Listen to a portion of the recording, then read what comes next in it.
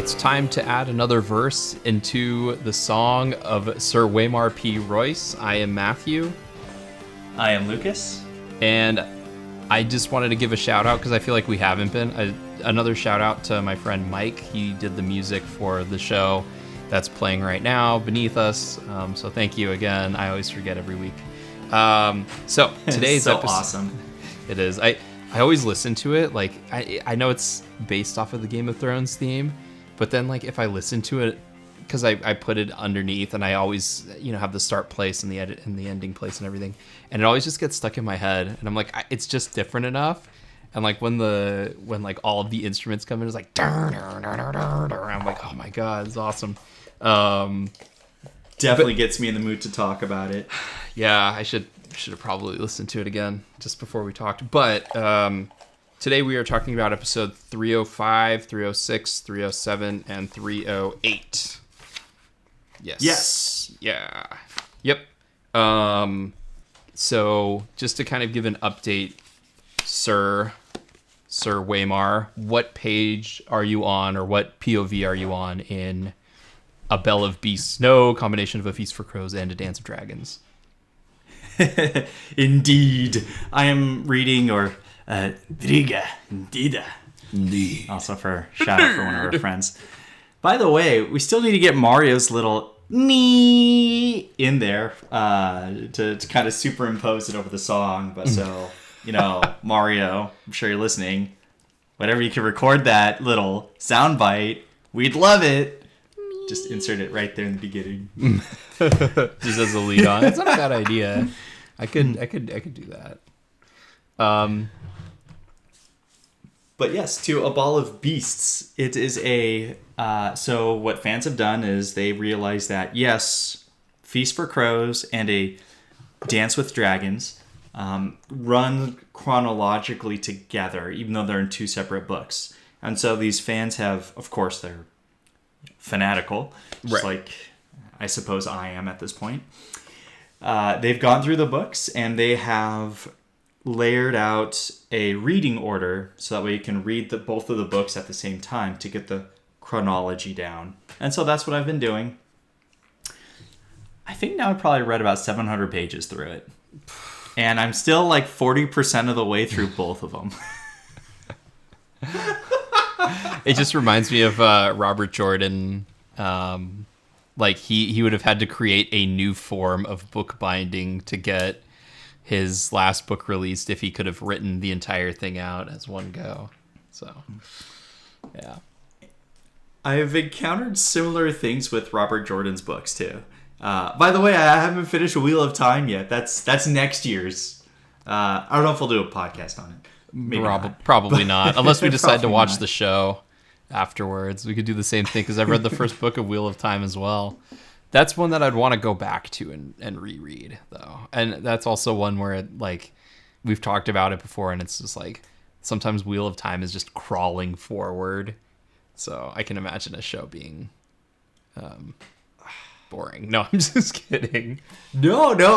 If the creators of that show do what the creators of Game of Thrones did not do, it should be fine. Yeah, I don't know. Game of Thrones is such a different beast, though, and it came out in such a different time. But anyway, go ahead. What were you saying? Oh, it is. And probably the most important thing for both shows is that Wheel of Time is complete. It's finished. Right. So the showrunners and the creators for that show, they can read through the books. They can get experts on the books. They can map out the extraneous plot threads, which there are plot threads that are extraneous. I remember going through those books and just tearing through chapters just to get to the one I wanted to read. Right. And that's why I got through it so fast. And then as soon as I'm on the chapter I want to read, I'll look at the length of the chapter and be like, what? It's only 15 pages? Are you kidding me? So I just kill it and it'd be done. And that's how I was feeling. So you were asking earlier, probably before we started the cast, like what's my page rate, I guess? Yeah, how many pages a day do you read? Well, lately it's been like 0 and 2 and 5 because I, of course, got to a Greyjoy chapter. I really don't care. Which Greyjoy? What happens on the Iron Islands. Oh. It's not necessarily like the Greyjoy, but it's what's going on the Iron Islands with... So the point of view is from Victarion, and before that, who was it? Asha? Asha did have a POV. Hers was okay. In which book? In which book was Asha's? Feast for Crows. Okay. Yeah, the what's going on there is from there. It was, so you had the drowned man, who is Victarion. He's a priest of the oh my gosh, the drowned god. What will die can never die, but rises stronger and harder than before. No, I think I just butchered that. I don't have the book in front. I should just walk over and get it. Anyways, I was just about to do it too. But yeah, anytime it gets to like the Iron Islands, I just groan and I go like, oh my gosh. And there were 2 of them in a row, and that's why it took me forever to get through it, because there were 2 of them in a row. And as soon as I got through those, then it was a Brienne chapter, which I just destroyed. Yeah. And then it was a chapter called The Queenmaker, which is about Dorne. Okay. Which and we haven't I figured been out to. what George R. Martin is doing in Dorne. They're all different point of views. Okay. So you're following all the Starks and their point of views, but then as soon as he's opening up the world a little bit, which is something that you and I will talk about probably in season 4. Okay. Because of what his original plan was for when he finished A Storm of Swords, was to do like a little time gap. Right. Well, things changed.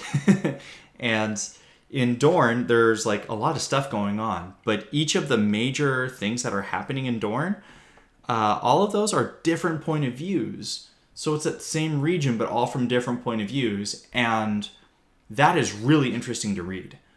There's all these like manipulations and politics and backstabbings and this and that, and it's personal and it's political at the same time, and that's what makes it really fascinating to read.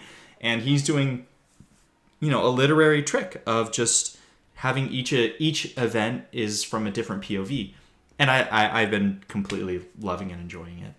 The Dorne stuff, great. And then of course after that, then you get the Arya chapter, which I'm just speed reading through because it's very exciting. So that's what I mean, is that I there's a lot of POVs that I'm like, whoa, and just like, oh my gosh, this is what's going on. That's what's going on. And then you get to a brick wall that would be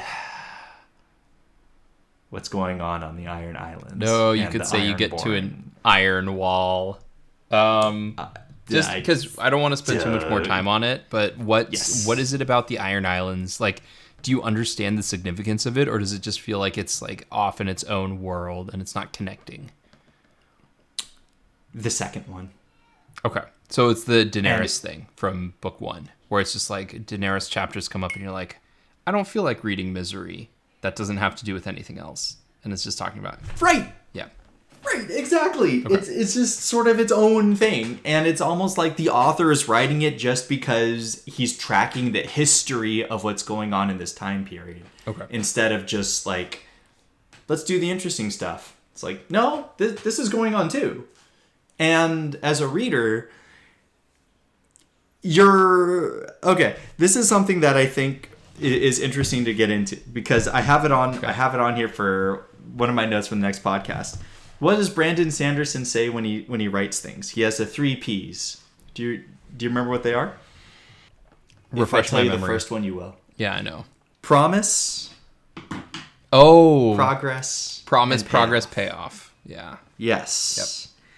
Yep. And when it comes to what's going on the Greyjoys, there is no promise. There's no like, oh, look, and you just have to hope as the reader that the author is going to tie it in together at the very end. Because this is all the author. Like, this is all reading. We're not there in the show. Right. But you just kind of hope. I'm just, like, crossing my fingers, like, oh, my God, I hope, like, this, like, ties into something.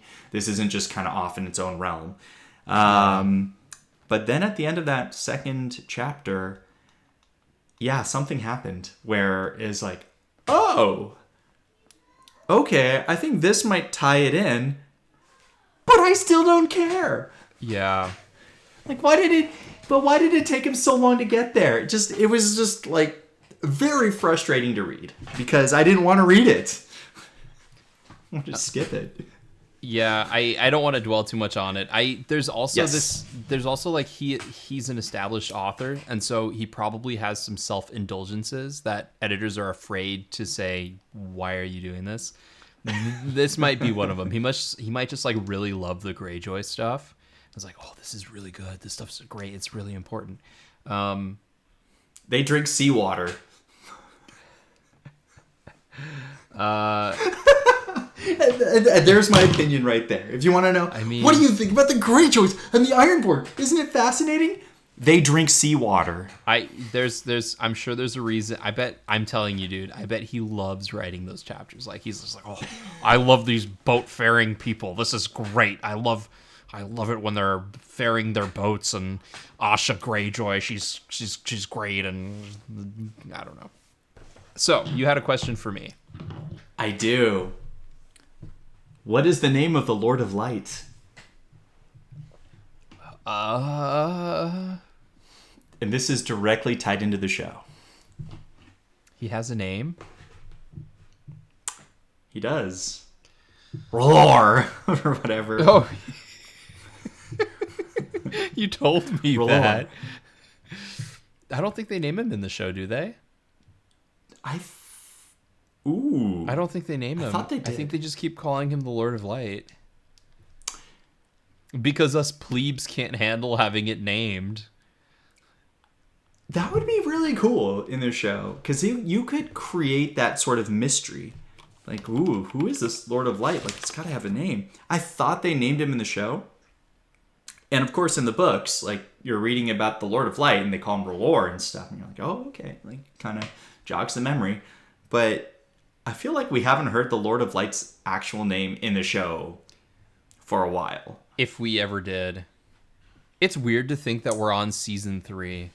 Like, I know that's point. weird. And also I'm not gonna bag on Roz too much on this episode. Or on in this episode of our podcast show. But it is weird to think that we're in season 3. Because I sometimes look at the progress we've made, and it's significant. There's a lot of stuff that is happening, and that happens. But every now and then I'm like, oh yeah, the Lord of Light. He was introduced 5 episodes ago. And I'm like, oh wait, no, he wasn't. He was introduced 15 episodes ago. In season 2. In season 2. At the very beginning. I know. Or Davos, like, this is the first time we've seen him since like the beginning of season 3. It's like he's still in a freaking prison cell. So should we just get into the episode then? Oh wait, why were you asking me about the Lord of Light's name? Well, because the show didn't really do a good job of keeping that name in the reader's mind. Mm-hmm. Right. But maybe they don't want to reveal the name of the Lord of Light, which is okay too.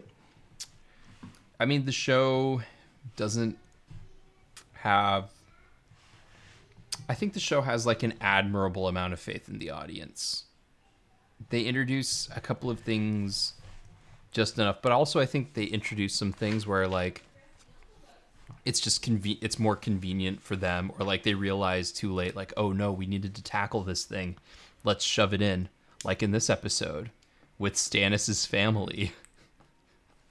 Yes. Season 3, episode 5. Not to be confused with season 5, episode 3. No, we're not going to get there for a little while. No, we're not. Yeah, let's jump in. All right. So, it starts. Does it start with The trial by... Well, why don't you take the... Do you want me to... So, I guess at Dragonstone, Stannis is surprised by his wife, that his wife knows everything that's happening, which I appreciated. I didn't see that coming, so I appreciate it. And then they show his daughter, and his daughter likes the Onion Knight. Of course, who doesn't? I mean, we all love Sir Davos. Yeah, everyone does, even Stannis. Stannis loves the Onion Knight, especially if you listen to the writers after the post episode thing. So we find out I think we already knew that Davos couldn't read, and I guess nice Stannis does everything for his daughter. Can Davos read in the books? Not well. Okay, all right. He has to move his mouth when he reads. Okay. So, not well. For some reason, I love it when, like, we talked about this a little bit, like, Jaime, it's hinted at in the show that Jaime is dyslexic. I love that. I also like it when they make characters who have flaws, like they're illiterate. Like Matt Damon in The Last Duel. He can't read. Especially because here, everybody can read, and it's sort of... You forget that it's a skill that needs to be acquired. Right. And in Westeros and, in real life, Middle Ages, it was a skill that not everybody had. Right. It was. And I really appreciated that. Mm-hmm. Yeah, I mean, it really adds realism. I feel like that's also a thing in fantasy. In a lot of fantasy, they'll have people who can't read, or if they can read, they can't read every language.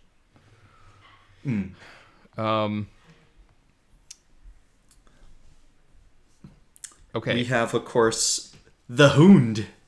Yes, let's talk about the Hound, because I have my first note of the episode.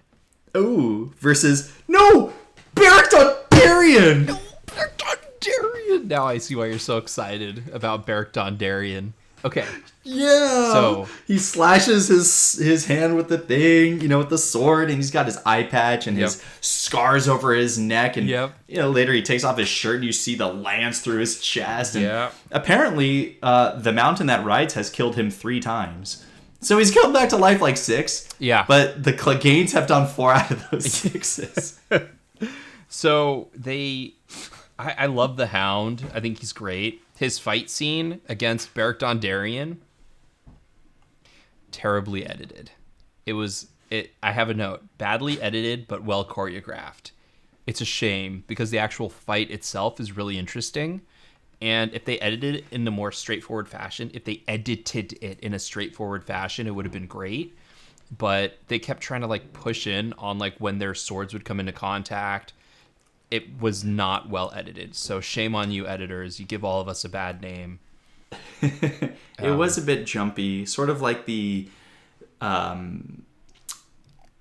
Bourne fight scenes, where I'm sure everybody would say, "Oh, they're so good and so intense." Yeah, but you can't see anything that's happening. Versus John Wick, and you watch it all in front of you. Yeah, I mean it's also tough because for some reason those fight scenes work in Lord of the Rings. Okay, well, why are they working in Lord of the Rings and they're not working here? Well, different things going on. For one thing, if it's a one-on-one fight, you probably shouldn't have as much jumping around. Because even though people like the Bourne fight scenes or the fight scenes in Batman Begins, the worst fight scene in Batman Begins is the one where it's Bruce versus Ra's al Ghul. When there's a lot of people, it's okay for it to be chaotic. When there aren't a lot of people, it's better to be clear. Editing Philosophy 101 by Matthew. You can take it or leave it. So, yeah, I forgot about this. Beric Dondarrion's sword gets all fiery, and I'm like, dude, swords on fire are awesome. For some reason, they're awesome. And what does that tie into? That ties into Stannis, his sword on fire in season 2. And it works in the way of again, consistent characters. The Hound is afraid of fire. I don't think I would have noticed that detail if you hadn't told it to me. So I'm not sure if it's a good thing. I wish they had pushed this forward, or it's a nice little detail for if you're watching it. So I'm going to say I wish they had kind of said that he's afraid of fire, never mention it again, but then show him flinching, because then you would get the sense of like, oh yeah, recurring things. He's afraid of fire. I mean, his shield was even on fire in that fight. Mm-hmm. Yeah. I mean, he was basically on fire, and he still found the will to just, and it was the exact same wound in the books, which was really cool. It was just a slash down the sword arm, basically almost cleaved the arm off. Yeah. Well done. I thought the death, well, in quotes, because no, Tyrion's not dead. No, he is not. No, he's still alive. And we'll get to it later, but the guy who is like the drunk priest dude, I never realized this, but in his costume, because he was a former priest of the Lord of the Light, he wears a red cloak. But it's all like it's all gross looking and like it's hard to see the color and everything. But I was like, that's a nice touch. Okay, cool. It's like it's morphed with him to be more of like a combat garb. I thought that was a nice touch. This was my favorite episode, I think, so far. Even more than the Bear and the Maiden Fair, which I was like really excited to watch that episode. Yeah. And then I watched the episode and I went, whoa. But I think this was my favorite one, and it's probably one that ties really close with the books. I think there was something about the writer. Yeah, the writer wasn't D.B. Weiss and David Benioff. The writer was Brian Cogman. Somebody else. Yeah, Brian Cogman. I think he has like he's one of the experts of the books too. I think. He did. He also did he did Cripples, Bastards, and Broken Things, and What Is Dead May Never Die. And you'll remember What Is Dead May Never Die had one of the best Theon scenes where he writes the letter and burns it. That's right. That's that. When you said that right there, I was thinking of that scene, and I was also thinking of the scene where, again, the Greyjoys and drinking seawater. He had the seawater poured over his head as he was being reborn into, that sort of thing. So there you go on Kissed by Fire. Yes. Okay, so just quickly, Arya wants to interfere and kill the Hound, but Thoros resurrects Beric. Gendry tells Arya he's going to stay with the Brotherhood as a smith, and I think that's all I have on that. The timing's very strange because right after that in the books, that's when Hoster Tully is being sent off and he's dead. And that's when he's being sent off and they shoot the arrows to try to light him on fire. And then you have the comedy sketch that you No, that was in the previous episode. I know, but in the books it happens right after this. Oh, okay. The timing is different. And that's okay. I don't really have any I don't really have any opinion on that, actually. Obviously, they're deviating a little bit. I've already expressed my concerns about that, where it would have been nice to see Catelyn talk to, her father, who clearly in the books has like Alzheimer's or something, right? And sort of dealing with that family dynamic. I thought that was good drama that they didn't put in the show. I've talked about that already, though. Well, I do have one more point about Riverland, which is Gendry Arya scene. It didn't hit right. It should have been this really emotional moment. Gendry's kind of like her adopted brother in this adopted family that she has, and the music worked and their performances worked, but something was off. And the only thing I can say is that it just felt rushed. It felt like you should feel like they've been together a lot longer than they have, and like if they did a montage of all of the scenes, you'd see all of this stuff. But I think they didn't do enough, and I guess this is a common complaint I have with the show. I feel like they haven't done enough to earn the tearful goodbye and Ramin Djawadi's amazing score in that scene. So I felt like I thought that happened in the next episode where Melisandre takes young Christian Bale. No, this is where Gendry says, "Oh, I'm going to stay with them," and Arya's like, "I thought you were coming with me to River Run," and he's like, "Nope, I'm staying here, but I love you, Squirt." And, I love you too, Gendry. You're mean, and they hug, and it's that happened here. But that's all I have. So yeah, I wish the conversation had more. Like, if we'll probably talk about this a lot, because George R.R. Martin, I think, is the best dialogue writer of all of the writers, because he's able to shift the conversation or have the conversation work on multiple levels or have a fun reveal at the end that we see just before it happens. And so I think the conversation went too fast. They needed to show the conversation shifts a bit better than they actually did. So those were the 2 notes I had. Where to next? I was going to go with Jon getting lucky. Kissed by Fire. And the actress is in Death on the Nile. That's one thing I noticed too. It's like, hey, yes, she is. Actually, my wife pointed that out. Like, hey, Death on the Nile. That was really cool. Yep. Seeing her in that movie. Yeah, she's I just have written down here, no, Milk of the Poppy. She is she's on Downton Abbey as well. I think she's Scottish, but they like her because she can do a strong accent. The nothing Jon Snow I thought was really funny, if a little bit like hard to describe for the kids at the time, but I thought that was I thought that was great. My note there is Jon Snow sacrifices his convictions, but also he and Ygritte are cute, and I think they are. They're really cute in this season. I think I didn't love their banter in season 2.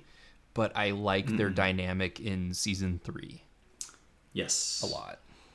There was none of that kind of fighting stuff in Clash of Kings. But in Storm of Swords, Jon is traveling with the wildlings over to the wall. And he and Ygritte get really close, just like that. And it was a pleasure to read. It was just very, happy. And as we know, Westeros. No, Westeros. We know that there's not a lot of happy things that happen. There really aren't. Mm-hmm. And so I remember reading it just like, wow, I was just smiling, tearing through the pages just at how fun it was. And they do this, and then they go into the cave, and they wish they could stay there forever. And it was really pleasurable to read. And it was just great. And I felt like they captured a lot of that in the show, but it's a lot harder because of the way that the show is built, where it's like fragment of a story, fragment of a story, fragment of the story. It doesn't have that resonance that you get from reading. Right. When you read over the next couple of days, all this stuff happens, versus the show where you kind of have to show the key scenes. Mm-hmm. I thought that was really well done, where you show one scene that kind of encapsulates their journey together like that. I thought that was a good idea, because now they were banging the whole journey, but in the show, you can't really. I mean, you could probably hint at it, but I thought this was a very well done dramatic moment. Good point on that. I agree.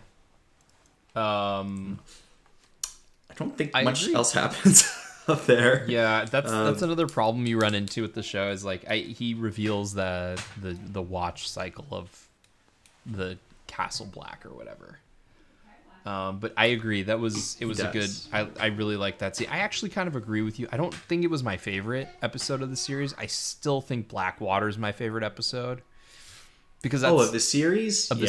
Yeah, I think Blackwater is my favorite episode, because it's the only episode that I'm like I'll be watching a regular episode and I'm like, you know what? I kind of want to go back and rewatch Blackwater. I kind of want to rewatch Blackwater right now. That seems like a good idea. I should go and rewatch Blackwater. That was a good episode. All right, so I just thinking about the Braun versus the Hound at the beginning. Their banter. Yeah, that was good. That was a good episode. It's got a little kind of it's like I almost want to go back and watch the pointy end just to see, like, because I remember that was an episode where when it began, I was kind of like, whatever. But then as it went, I was like, it was gelling more and more and more for me. But like, I feel like a lot of the director, especially the person who directed the last 2 episodes, I think is really good. But maybe I'm wrong, because like I said, episode 308 is like super unmemorable to me. Well, that's not true. That's not true. I just didn't have a lot to talk about. But should we move beyond the wall? And if so, where to? Wait. I feel like I'm sort of it's kind of cool where we're starting to move from land to land. I feel like it's what you see on the opening of the song. I want to save Harrenhal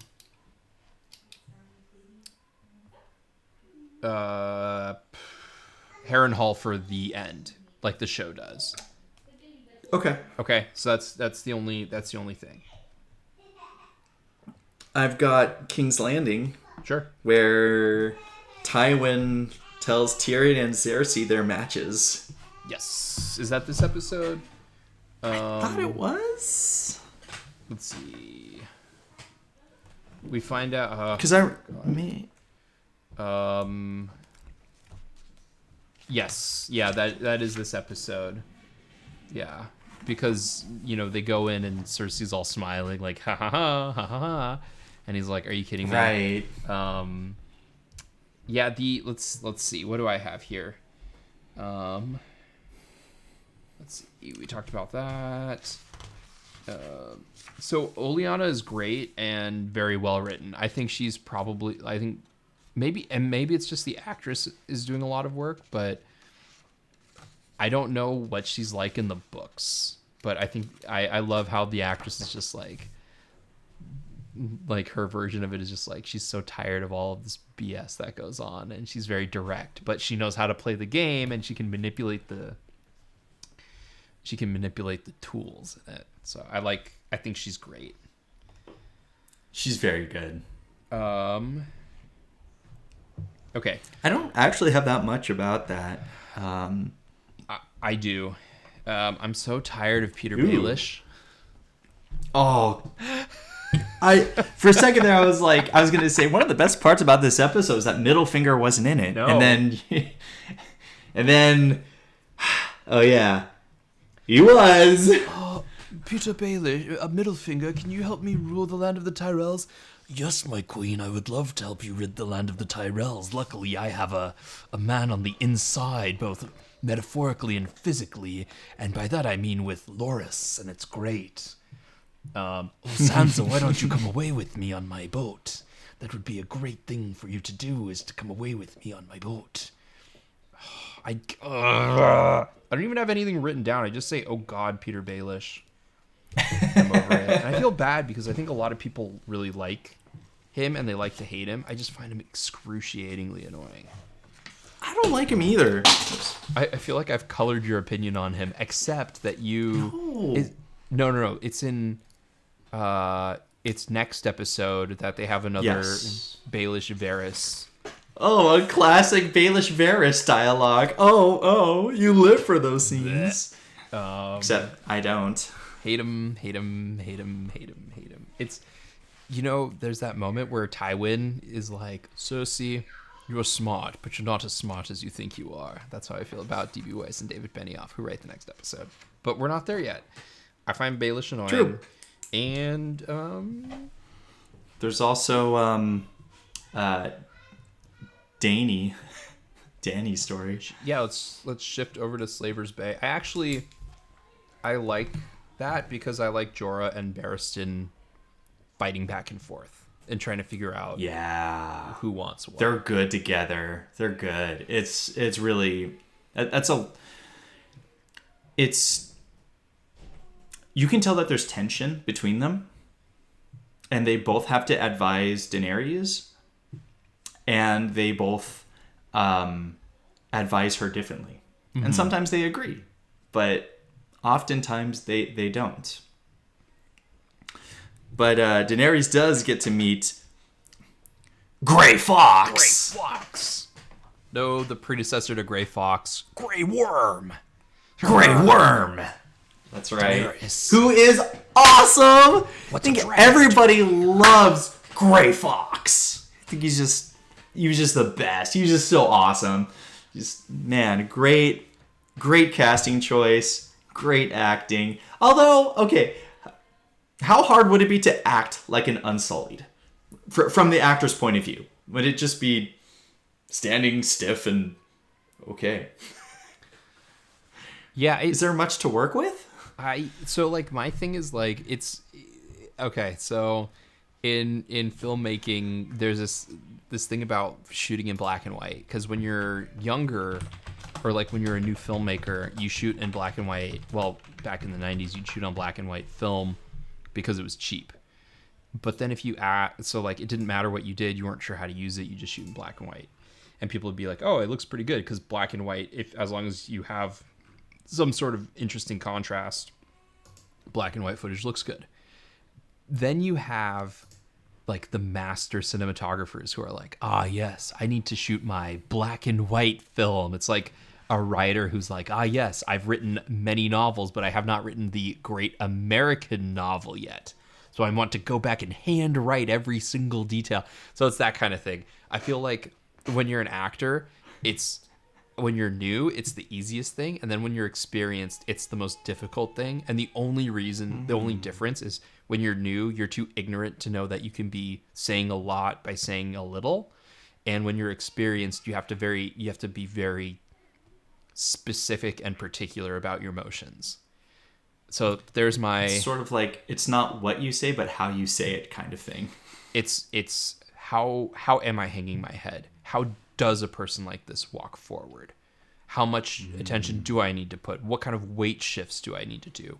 What kind of hand motions do I need to do? My best example is in the Daredevil show, Vincent D'Onofrio plays as the Kingpin, and I'm the Kingpin. Yeah. He has this really weird affectation in his voice that a lot of people don't like, because he almost whispers every single line. But the thing I noticed was like his performance is so nuanced that the way you can tell who he is based off of the way he orders his wine. So that's what I mean by like every single detail is calculated, because he looks at a bottle of wine and he's not like, that one, or like, that wine looks good. He just says, yes. Like, oh. So so what I mean to say is like, there are the actors who do the work and put it in, and you have the two scales, because you can be a great actor and be completely ignorant of how it's working and you just get by on your talent. You can be a very studied and stoic actor and you get by because it's so measured, and sometimes it's both. But anyway, like the former would be Leonardo DiCaprio. Any Leonardo DiCaprio movie you watch, you're just watching Leonardo DiCaprio. My friend over on Under the Wheels, Gabe, we were talking about Henry Thomas, the guy who plays as Elliot in E.T., and I love Henry Thomas.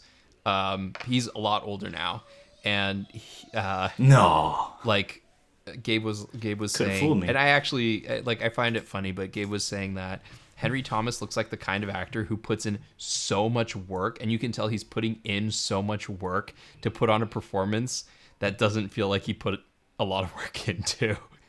Like, he put so much work into trying to feel normal, and you can see all of the work he put in, and I'm kind of like, yeah, I can see that. But anyway, I don't want to get What was that second one? It wasn't... There was The Haunting of Hill House. I forgot what the name of the second one was. There's Bly Manor, where he plays as... That's right. I think it's like... And I was going to say, he had that weird grin on his face in Bly Manor. It's just so weird. I love that. I'll sometimes put that on just to listen to him talk in it, because it's just... I feel like that's Peter Baelish's grin sometimes. If they... Scheming! Schemer! He's a schemer! Do Like, I look like a guy with a plan? I really look like a guy with a plan. I will say the only thing that would make Peter Baelish redeemable is if they cast Henry Thomas as Peter Baelish. Then it would have been perfect, and I wouldn't have cared. Which is a shame, because Well, he'd have to do the grin. He'd have to do that grin just like once to make it like icing on the cake. I love I'm sorry, I got a little off track. Oh my god! All right, so do you have anything else to say about? Do you have anything else to say about Daenerys? Again, just a little snapshot of Daenerys. I mean, they're clearly leaving some characters out. For example, Bran. When was the last time we saw Bran? Last episode.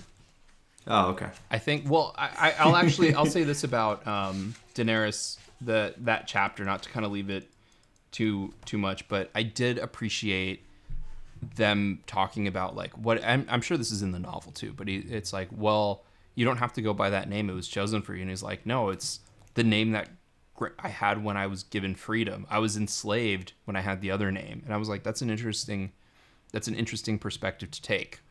So I really liked that. I really liked that moment. I thought that was like really well done. So. Me too. When was the last Bran episode? At first I didn't. I've shared my thoughts on this, especially for the first book. I didn't care about Daenerys' story. Mm-hmm. It's just like, it's like me in the Greyjoy chapters now. Like, I don't care. Mm-hmm. But man, and you kind of felt like it was going to this, where all of a sudden you're kind of building this really interesting cast of characters around her. You got Barristan Selmy, you've got Ser Jorah, now you have Grey Worm. Yeah. And you've got Missandei, not to be confused with Melisandre. Right.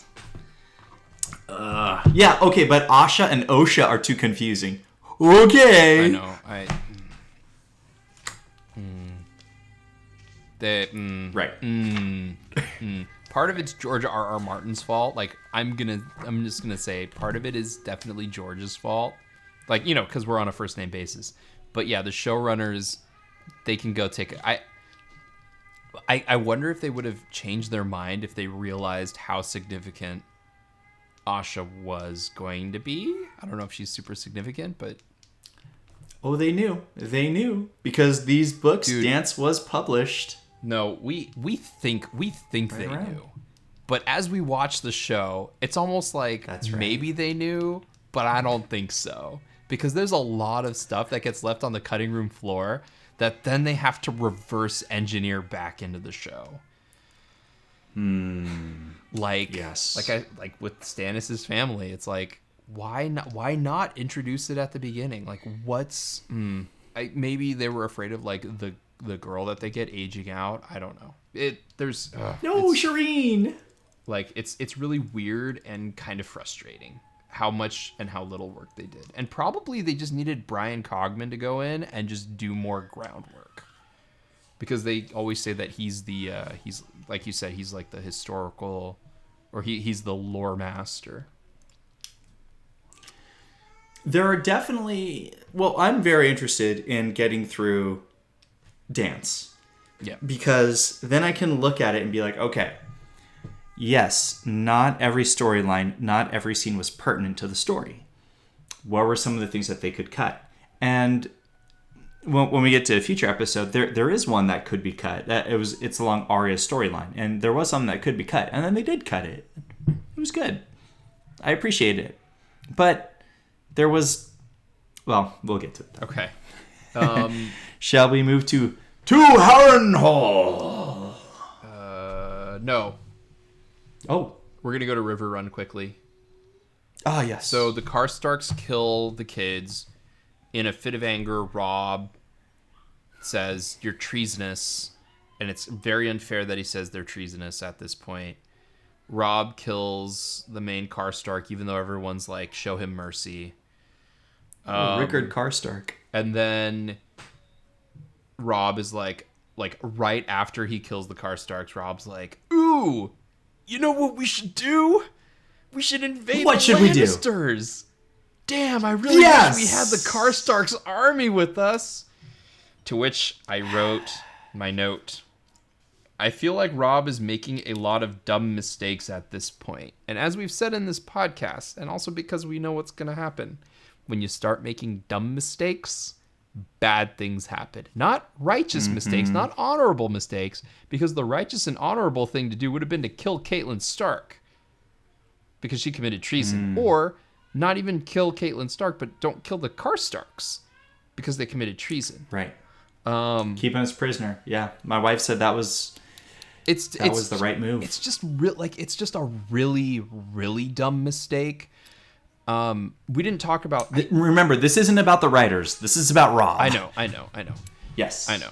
It's Rob making a really dumb mistake, but it doesn't help with the way that it's laid out. Now, I think we touched on this last episode, so I'm not going to get into it this episode. But the fact that Talisa is so much more romantically significant, like we fall in love with Talisa just like Rob falls in love with Talisa, is very different than Rob's honor telling him that, oh, I had a baby with this girl, I must marry her.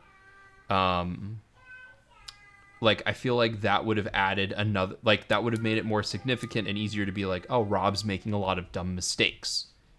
Because, like, Rob doesn't really love this person, and she's previously of the Lannister family.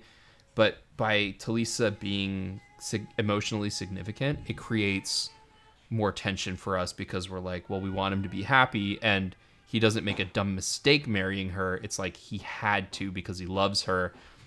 And so when he's like, oh, I got to go back to Walter Frey, no, he has to go back into the fray. When he makes that decision, it's like, okay, he made a dumb mistake marrying her. Yeah. And like, there's other dumb mistakes that are happening too, but like, it feels more like destiny rather than like Rob being stupid. Does that make sense?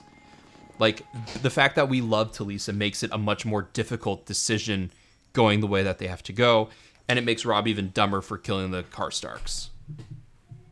It is frustrating. And I know it's not the writers doing the writer thing, but it is really frustrating. And maybe if they hadn't, like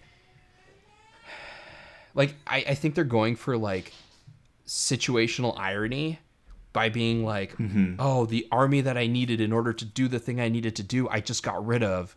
Darn. That would have been great if I had thought of it a couple of minutes sooner. But also, it doesn't make sense why he's so stupid now. In the books, it's a very different point of view. Basically, there's no way that they can take the South at this point. There's just no way they can take the South. Right, because there's his no way his uncle whatsoever they can get. Yeah, there's no way they can take the South. It's done. That avenue's gone. And so Catelyn tells Rob, there's only one way forward. Take back the North from the Greyjoys. And the only way to get there is through the twins. So, which is, good old Walder Frey.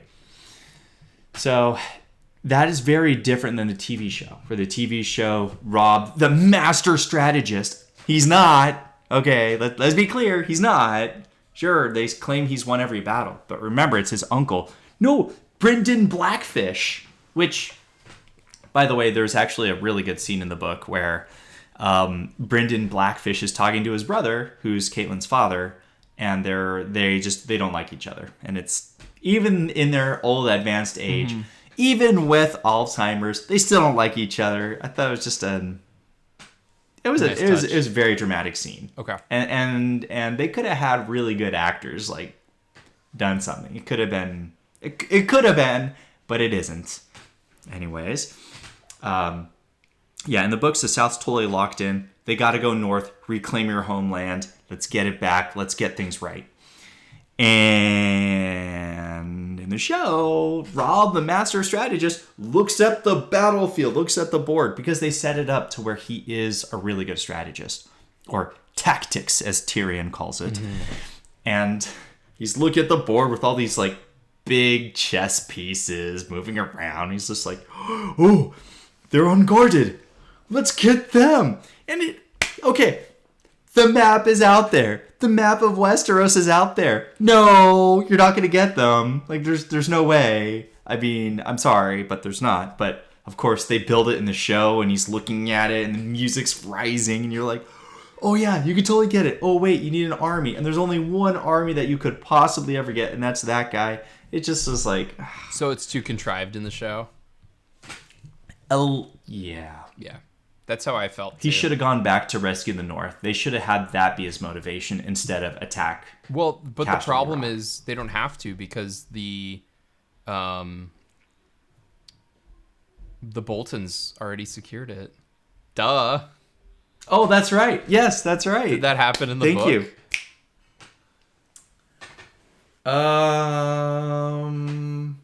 At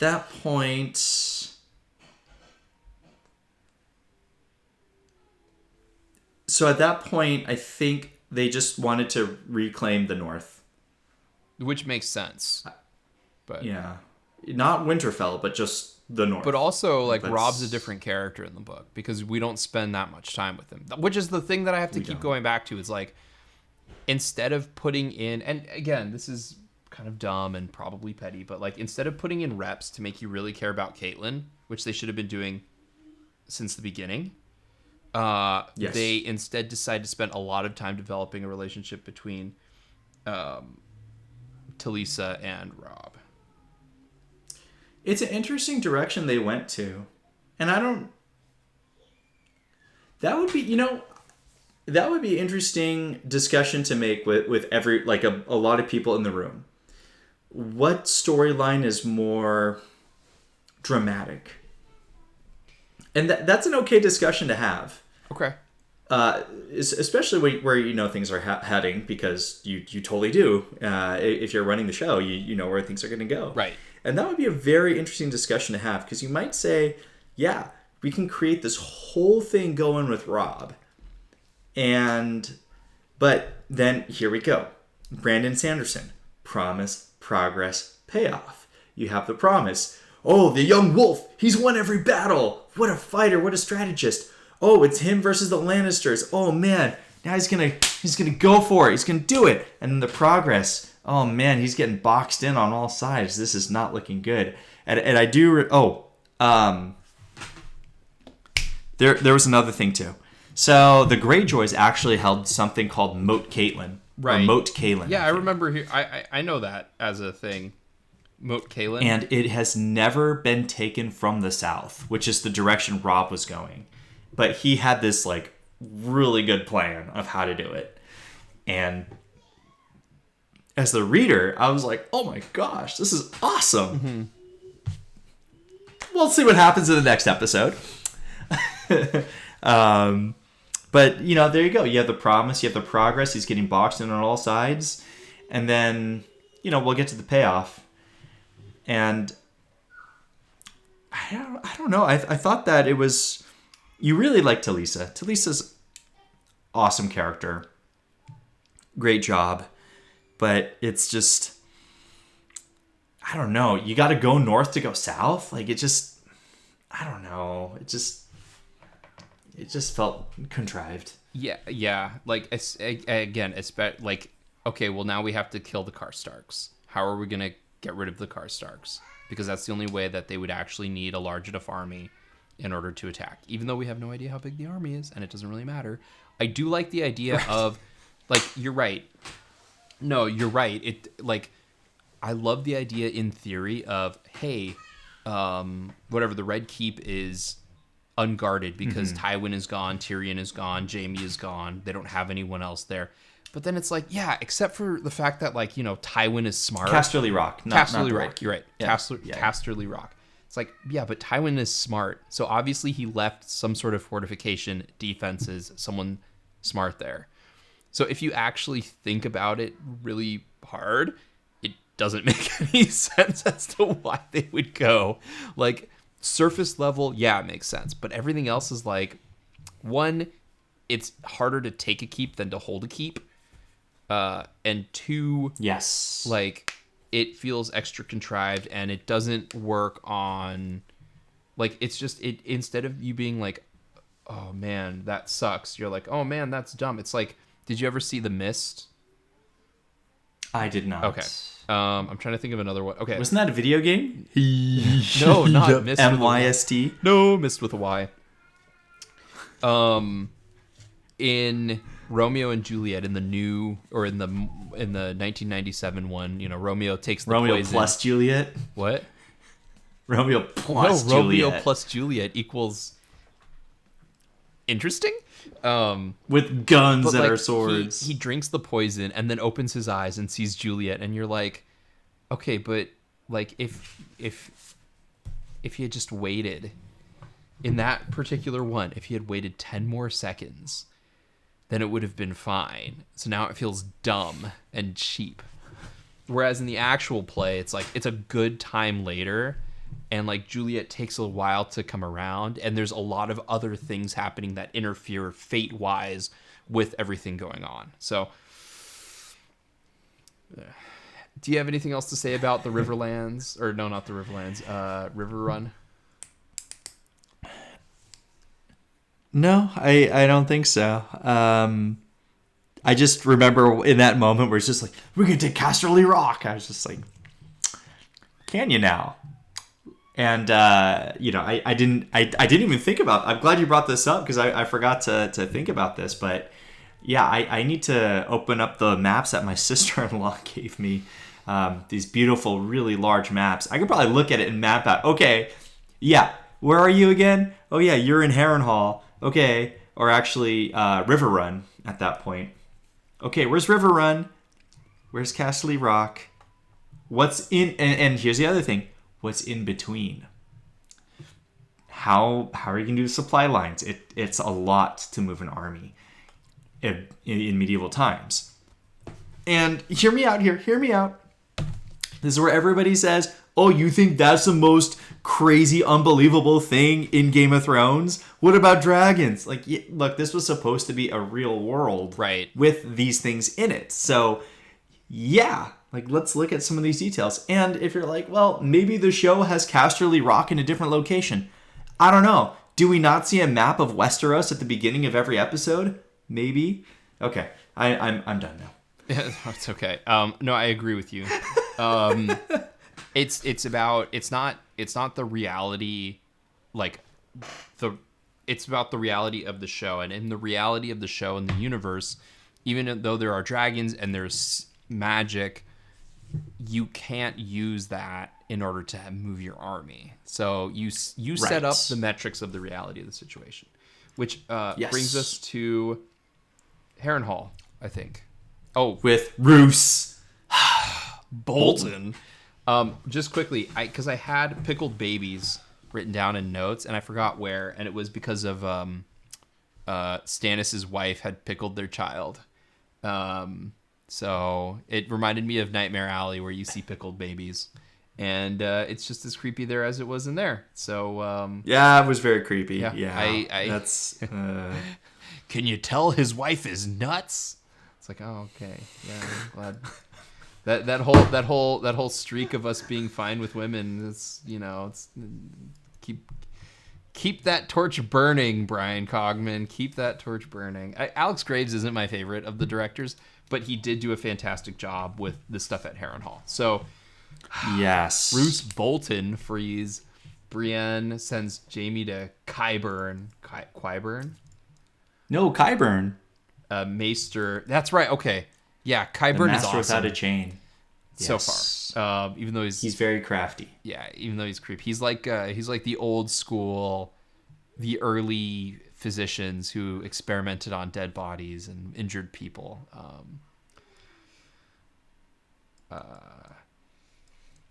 Probably the greatest one of the greatest scenes, and I'll let you. I will let you set the stage, and I will let you describe it. So yeah, no, I agree. So they introduce Qyburn. He sews up Jaime's hand. He said, "Oh, I can cut away." I know this isn't the scene you're talking about, but he says like, I can cut away the dead skin and everything. And I was like, that's cool. This I really yes. There's something about that you're right. This episode was fantastic. This might be the best episode of season 3, even though we have the rest of these episodes which are kind of okay, and 2 more which the episode 309 might be the best. I mean, we covered a lot of ground, but let's not forget that Beric Dondarrion had the flaming sword. He did. All right, so then Brienne is bathing, and Jaime walks in. And, well, they were going to give Jaime milk of the poppy. That's right. That's why I have. Maybe that's why I have it down. No, milk of the poppy. And he said no. He did not want it. He took it. In the book, same thing, but he passed out, which he does in the show, which... heaven forbid something like that has to happen to me or anybody without painkillers. Yeah. Okay. Jamie has got stones. Yes. Well, we find out because so it is the best episode. There's a lot of nudity, but like tasteful nudity. But I tip the cap. But importantly, I had to put subtitles on because for some reason, Nikolai Coster-Waldau decides to, I butchered his name, I'm sure, decides to grunt all of the lines he has out of himself. So I made sure to put on subtitles because I was like, I know what's happening here. And Jamie reveals the reason why, and I think you've teased at it, but you've never explicitly told me because I knew it was coming. He says the reason why he killed Eris. That's right. Yeah. Mad King. And so the reasoning behind it was consistent with the show or with the books. It is. Okay. One detail was left out, which is slightly important, which makes a lot of sense when I tell you, and then I'll let you continue on. The last detail was that Eris let Tywin Lannister in. They opened the gates, and they let Tywin Lannister and everybody in, and basically all the Lannisters, which are Jaime's family. So they let everybody in, and then you get that reveal. That he was going to blow... So... Yes. So, well, let me do this really quickly here. Yes. I just need to check one thing. Okay. So you're gonna have to kind of walk me through it one more time, exactly what happened. But Jamie, like, Eris started murdering people for no reason, and he put a bunch of the green fire underneath the townspeople, the kings, all of the King's Landing. But yes, what was it? Robert. That's right. Robert started. Robert had his rebellion going, and Eris was randomly murdering people, and Jamie, or he asked Jamie whether he should what he should do. And Jamie said one thing, but Grandmaster Pycelle, who's like the scheming, evil, devious Lannister crony, was like, "Oh, you should trust in Tywin. Tywin will help you." And Jamie was like, "No, don't trust in Tywin. Tywin will kill you. We can avert all of this." I forget exactly what, but he was like, "We can avert all of this." And like Jamie did. Like, they make it very clear in the show that Jamie did everything he could to advise the king to do the smart thing. And the king was like, no. And then the king was like, well, I'll just blow everyone up, because he was lighting people on fire, I think. He was... Yeah, he's been lighting people on fire. They didn't talk about it in the show yet. They might do it in the future. Just because the way this whole thing's played out. But basically, the war was not going well for Eris. Okay. And his motivation, and he's the Mad King, because all the Targaryens, they inbred with each other. Right. So they said that God flips a coin. Maybe you're sane, maybe you're not. And, well, the coin flipped the wrong way, and Aerys Targaryen was not sane. He was the Mad King. And they say that... he had more cuts and nicks on him from sitting in that Iron Throne than anybody else. So he was always kind of bleeding. Again, one of those like really fun little details about the Iron Throne where it's uncomfortable to sit in. And they have so many opportunities to say it. I know. Or Joffrey swiping his hand and getting cut. That was a major point for me when I read that. And I was very sad when it wasn't in the show. Like, it's not going to be. I'll be clear. It's not going to happen in the show. In the show, the throne is comfortable because everyone wants to sit on it, especially the fans. Right. Well, they want... look, I'll be honest. I would want to sit on the television Iron Throne, too. The real one? No way! No way! It seems like a terrible job to be king. Like even Stannis says it in the future episode. He says, "Do I want to be king? No, but it's my duty." Sure, your duty to rule over everything. Yeah, okay. But then you think about it, you're like, yeah, it does kind of suck at times. But yeah, so the war wasn't going well. Tywin was there. Now Tywin is supposed to be on Aerys' side, Right. but he's also very paranoid that they're going to be betraying, which the war wasn't going well, so Tywin has to look out for his family and his house. Right, basically like they're the mob, right? But they're all, instead of saying family, they're all houses. Yeah, okay. That was an interesting insight I had. Yeah, because I mean, Tywin certainly runs his like the bad guys in The Godfather, because there are bad guys in The Godfather. There are indeed. Anyway, no Brazzini. I think that's no Barzini. Yep. No Barzini. Yep. So he's looking out for his own people, and he's coming in, and Aerys actually sent out all the Kingsguard. He sent them all out. The only one he kept was Jaime. He's the only one he kept there because he was Tywin's favorite son. Because Tywin's other son was Tyrion, so of course Jaime's the favorite son. That's true. Naturally. It's true. And so he kept him close to be like, well, kind of use him as a hostage. Lets Tywin know, hey, don't get too crazy here. Don't jump to the other side. And basically they let the whole Lannisters in. But Jaime knew that they were putting wildfire under the entire city. Right. Now, the book set it up very carefully. In Clash of Kings, Tyrion wanted a lot of wildfire for his Blackwater Bay thing. And the pyromancers couldn't find any. They could make it, but they couldn't make enough. And then all of a sudden, they found a bunch of wildfire under the city. They did in the show. And you're like, oh, they did in the show? They did in the show, yeah. Bronn and Tyrion see it in the show. Right, but I thought that was what they were making. Oh, that's right, because the Queen had commissioned it. Good point. Right. And in the books, they found, they're like, well, Tyrion, good news. We found, 20,000 jars of wildfire. And he's just like, what?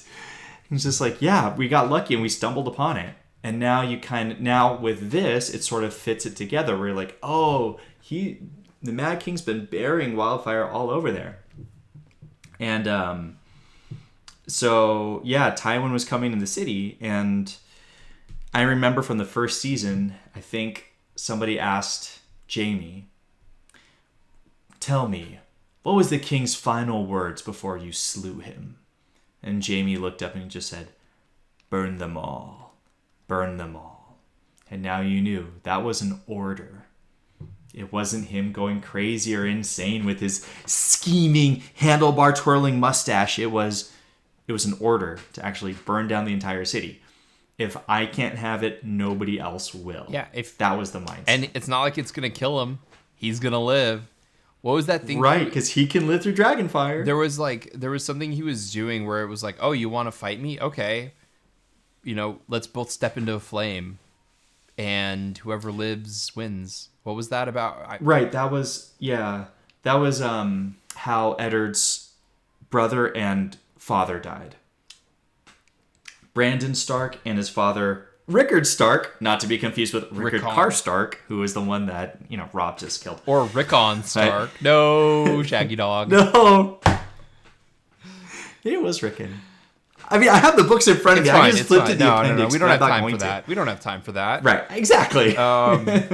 But yeah, they came in and he said, well, here's my champion, Brandon. And then that's when Aerys said, well, my champion is fire. Yes, that's right. That's right.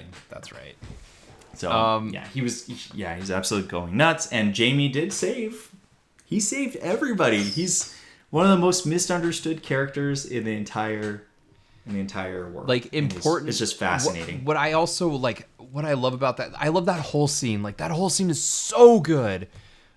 It's it's so good and it's so simple, and it's just a reinforcement that if you're a director, sometimes the best way to do it, especially if you have a long monologue, simple 2-shot, or a simple shot reverse shot. You have the one character. Whenever you need to punctuate it, you cut back to the reaction shot. But the thing that stuck with me the most in that is, well, also you vary your camera angles. Like Alex Graves uses a lot of really good close-ups in the show to help punctuate a moment. But the part that he was talking about that stuck with me is like, everyone loves Neddard Stark, but it's important to remember that every character is complicated. And the complicated part of Ned is like, if you think, like, there are probably a lot of people out there who would be friends with Ned, but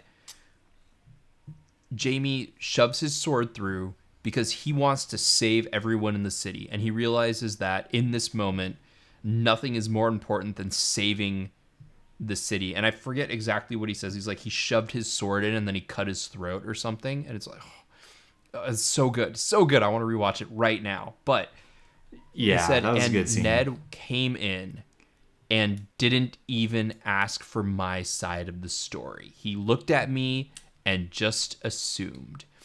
And what's funny is we have multiple Lannisters, but I'm going to say we have 4 adult Lannisters that we follow in great detail. We've got Tyrion, Jaime, Cersei, and Tywin. And it's funny because Tyrion and Jaime are actually pretty good. I would say they're pretty good. Like, yes, Jaime did try to kill a child, so that's not good. But the fact is, like, he also cared about saving the people.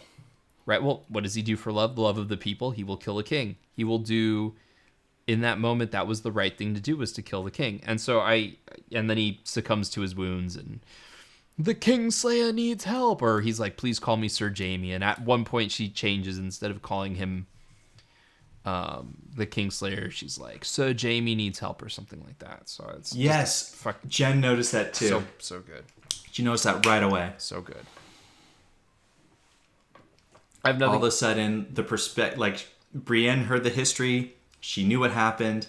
Boom. He's no longer the Kingslayer. Now he's, oh my God, like, you saved, like, this could have been so bad, but I'm glad we ended on that high note for that episode. That was very clearly probably one of the key points in the season, I think. That's why it was good. All right. So do you have anything else to say about this episode? I will touch quickly on what the writers said, and then we should move on. I'm down to move on. So the writers said only the strong survive, and there is no justice. I think because they were looking at Arya, like, Arya looks at it as, like, only the strong survive, there is no justice. You know that I don't agree with that, but yeah. I think they were saying that that's what Arya looked at, and I think your perspective of, like, Arya doesn't really value life. She's like, the payment that the Hound must give, even though she has no reason to hate the Hound aside from the fact that the Hound is there and related to someone else. She doesn't like the Hound because he killed Micah, right? The butcher's boy, right? Even though that was under order, even though he was ordered to do that because of a misinterpretation that he sought. Which, you know, as we'll see, because, like, their relationship has already shifted in episode 8. Mm-hmm. Like, she's already starting to get a different perspective on it. Let's move on to episode 306 with my first note, which is The Climb. My first note is Sam and the girl, and then I had... Thank you, yes. We'll talk about them. That was my first note, too. We'll have that in a sec, but the other note I have is, no, Rickon sighting. Yes! Okay. He does live. He's alive. He is so far. All right, so Sam and the girl. No T-Dog. No T-Dog. Yeah.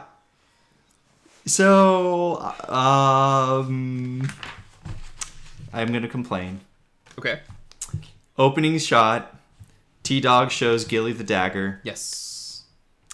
And that's it for T-Dog for the rest of the episode and episode 7. And my big complaint... So, when I saw that, because I read it, like, I know what happens. It's out of order. And there's reasons why that bothers me. I'll get into it later. Okay. But... What? Okay. Yeah. I thought that the climactic scene with T-Dog, which happens at the end of episode 8, I thought that was going to happen in this episode because they opened with this, and then I thought, oh well, you're just going to close it with the thing he does with that dagger. But no, you don't hear him for like the rest of the episode, and then the other one. Yeah, that's even that last episode. You don't see T-Dog until the very end. It's just fine. Bookend it from episode 6 to episode 8. Yeah, that's a good bookend. Sure. Oh my god. Planting and payoff. You know what? We don't do planting and payoff. I don't feel that strongly about it. We're David Benioff. I just don't feel that strongly. We're David Benioff and D.B. Weiss. We don't do planting and payoff the traditional way. We do it in an esoteric way that requires you to really think about shit. No, 100%. It requires you to remember things that happened like 3 episodes ago. You're 100% right now that I think of it, because I remember being so excited when I saw the Dragonglass kill the White Walker, or the Banshee. It's a White Walker. When he killed it, and I was like, "Oh, that's so cool! I'm so glad he used the dagger. What dagger did he? It's the Dragonglass." Like, I kind of felt good about it, but like, you're right. It would have been better if they planted and payoff. I don't feel that strongly about it, clearly. Apparently not. No, it's not. It's not a major thing. My next note on here was... Are you happy that Joe... Olenna and Tywin talk. Oh, no, go ahead. Sorry. It was the Olenna and Tywin talk, and that was where they had the conversation about... Nope. Sir Loras. Yes. No, Sir Loras. Yeah. So it's going to be... It's interesting because, like, we're going to talk about... Like, that's a great... I remember watching that, and I was like, oh, this is a cool dialogue scene of escalation and, like, showing, point by point. I was like, okay, this is pretty fun. I kind of wish this was in the next episode because, again, the best writer of dialogue in the show is George R.R. Martin, and this is a very important dialogue scene. And even the writers... This is why they blow me. It blows my mind. Like, D.B. Weiss was like, yeah, and people come and they want to see this fantasy show for the sword fights, and I'm like, dude, no one is watching this show for the sword fights. The sword fights suck in this show. But he's like, yeah, it's fun because the sword fights are actually the dialogue, and I'm like, yeah, that's why we watch the show, because the dialogue is so good and they're wearing fancy costumes. I thought that was Downton Abbey. I mean, it's also Downton Abbey. Although Downton Abbey has this very strong, like, the aristocracy is good actually, and we need to put down the poor people because the aristocracy is important for life. Written by a guy who is part of the old aristocracy, so you can see why he'd take that position. I love Downton Abbey. I love Downton Abbey. I don't care about the politics of Downton Abbey because the show is great, and I actually really like the writer. But anyway, I did like that scene between Olenna and Tywin. Before that, though, Bran diffuses tensions between Osha and Mira, and your favorite Jojen Reed tells Bran his visions of Jon being on the other side of the wall and surrounded by enemies. That's our Rickon sighting. That's our Rickon sighting. And I did like the escalation in like that. D.B. Weiss and David Benioff are really starting to get very good at escalating the conversations, because the way that they moved between Ygritte and oh nope, never mind. I'm sorry. That's a different thing. Yeah, I don't. Oh, that's right. That happens at the climb. That's right. Yeah, that happens before the climb. So I didn't know if you wanted me to, since it's still up in the north. Do you want to talk about the On? Well, you were talking about King's Landing, so should we just stay at King's Landing? Yeah, let's go and stay at King's Landing.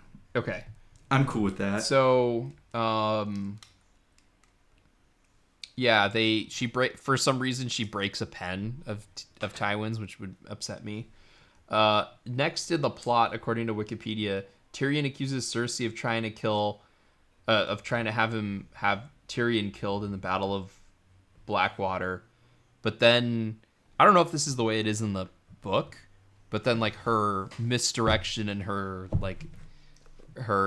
aversion of gays makes Tyrion concludes that Joffrey ordered his death, which also seems kind of odd because like Tyrion was about to get Joffrey out on the battlefield and Joffrey was there most of the time with him. The only slight that Tyrion did to Joff at this point is slapping him after the riot. That's the only slight that he's done. Were there more slights in the book? No. So, I think in the book, if memory serves, it was Cersei. Now, I should say this. It was Tyrion concluding that it was Cersei. Right. And not really anything having to do with Joff. But you get an awkward scene with Shae and Sansa. Yes, as Tyrion comes in to inform about marrying. Like Tyrion's like, no, maybe people would want to and not. Yeah, it's good acting. I got a question for you. In the previous episode is when Tywin lets Tyrion and Cersei know their matches. Mm-hmm. Now, let's get rid of the scene where T-Dog shows Gilly the dagger and insert that scene in this episode. So that way you remember that, you know what I mean? Like it's too, that was like Tyrion's only scene in that previous episode. Right. Have this episode feature more of Tyrion because now it's really like a Feast for Crows and a Dance with Dragons. Well, that's but that's just my own. So, thoughts. like in the next episode, we actually get a lot of storylines connected moving forward, whereas we don't. And then we get that again in episode 308. It's like, all right, guys. Every now and then, one writer's going to come in and tell you, hey, this might be a good way to actually tell the story. And then they're like, oh, you're right. We should do it that way. Okay, we'll do it. And it's like, Sorry, I'm just remembering Blackwater where they like come in and Cersei's on the throne with Tommen. And then Tywin comes in and says, the battle is won. The battle's over. We won. It's funny because that ending is so good, but also so anticlimactic at the same time. It's just like, and we've the invaders are. It's like, oh crud! I'm running out of pages. Luckily, this is like a sort of like glamorous way of really abruptly ending the story, and it's over. And it teases the next episode because you want to see what happens. Like all the invaders are gone. All right, so. Anyways, did you want to talk about Tyrion informing Sansa and Shae about the marriage? I thought that it was the way they set up the Shae character. I thought this was like a great moment. And with, what happens, which we'll talk about later, it's really cool. Right. The way that they set up Shae and Sansa and Tyrion. I think it's really, I think it's pretty cool. So very dramatic, very interesting television-wise, because you're like, ooh, what's gonna happen? So we'll talk about it next episode, but it especially next episode feels like they were like, we're not quite sure how to course correct to get what we need to happen, but this might be a good way. It's like George is like, okay, let me fix it. Let me fix this for you. For all the people who read the book and know what's going to happen, let me fix this for you guys because we need this to happen. There was one other scene in King's Landing. Unless you have any other thoughts on the Tyrion. Go ahead. So Sansa was crying as she saw the ship leave. Yes, we need to talk about this. I wouldn't say I have an exceptional memory because I don't. My memory is really not good. But I'm pretty decent at keeping up with what's going on. I've got the books, which, I use summaries to help me remind me what happened in the chapters and what happens there. We've got the show going on, and then I'm reading, Feast for Crows and Dance with Dragons. So I don't think I'm that bad. To be honest, I don't think I'm that bad at like remembering what's going on in each particular storyline and what characters are involved and the locations and the motivations. This scene threw me for a loop. Sansa was standing on the shoreline, looking at her ship leaving, and she was crying, and I had no idea what the heck was going on. Okay. I was like, what? What just happened here? Do you know? Why is she crying? Do you know, or do you want me to explain it to you? Please explain, because whatever it was, I missed it. I just totally missed it. All right. So let me set it up to you this way. Okay. Your favorite type of scene happens. Peter Baelish is talking to Varys. Oh, of now, course. here's how it's set up before. Last Waymar episode, we talk about how Peter Baelish is going to go and marry crazy girl who has the 10-year-old sucking on her teat. No, Liza. No, Hamilton fans. So Baelish then is like, oh, Varys. Varys, I'm so glad. For those of you who are listening, I grit my teeth and like I refuse to open my teeth whenever I talk like Peter Baelish, because that's what the actor for Peter Baelish does. No, Aidan Gillen's a pretty good actor, but God, he's just annoying in this show. So Baelish is like, Varys, I found your spy. You thought you could have a spy in my midst, but now I'm going. So what's happening is Sansa refused Peter Baelish's offer to go. Then Sansa finds out that she's going to marry Tyrion instead of the Knight of Flowers, which would have been just a fantastic marriage. I'm sure that would have been great for all involved. I agree. That would have been great. But Baelish is like, everything went to plan. You thought you could out-scheme me, but instead I've out-schemed you. So instead of potentially leaving and being quote-unquote safe with Peter Baelish, because no woman is safe with Peter Baelish, because he's creepy. No, they're not. And about the scheming and out-scheming people, remember, you just don't bullshit a bullshitter. Yeah. You don't bullshit a bullshitter. Well, and I'll get into my problem in a second, but Baelish is like, but I found, the person that you thought you could team up with me, but it's okay. I gave her to a friend. And then he gets on his ship and leaves, and Sansa's crying because her only other opportunity to leave would have been with Peter Baelish, and that's the boat that she's watching leave. How did I miss Baelish going on a boat? Because you didn't see him get on there, and if you didn't, you're supposed to infer from context clues that were not properly established by D.B. Weiss and David Benioff, because of course they weren't, because they don't believe in setup and payoff. They don't understand how Chekhov's gun works. They don't. You would have had to remember episode 1 where Roz pulls what's her name, Shay, aside, and she's like, be careful, which gets me to my problem. Like, I'm like, rest in peace, Roz, you deserved better writers. They tease at the end of season 2 that Varys is going to be using Roz as like this tool to help, and she does nothing. She does nothing. There was no progress. There was no payoff. So frustrating. And then she just dies by Joffrey's hands. Like, it's just so disappointing. And, like, I'm glad you as writers theoretically loved this character so much to keep inserting her in, but you really should have done something with her instead of tease a bunch of stuff that never came to fruition. So I'm sorry, Esme Bianco, that you're no longer paid by Game of Thrones, but hopefully you get a better job after this, because my God, you were wasted in this show.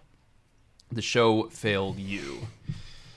Rest in peace, Roz. We never have to talk about her again. It's very depressing. I know. Now that I found out that she died, I feel so bad about...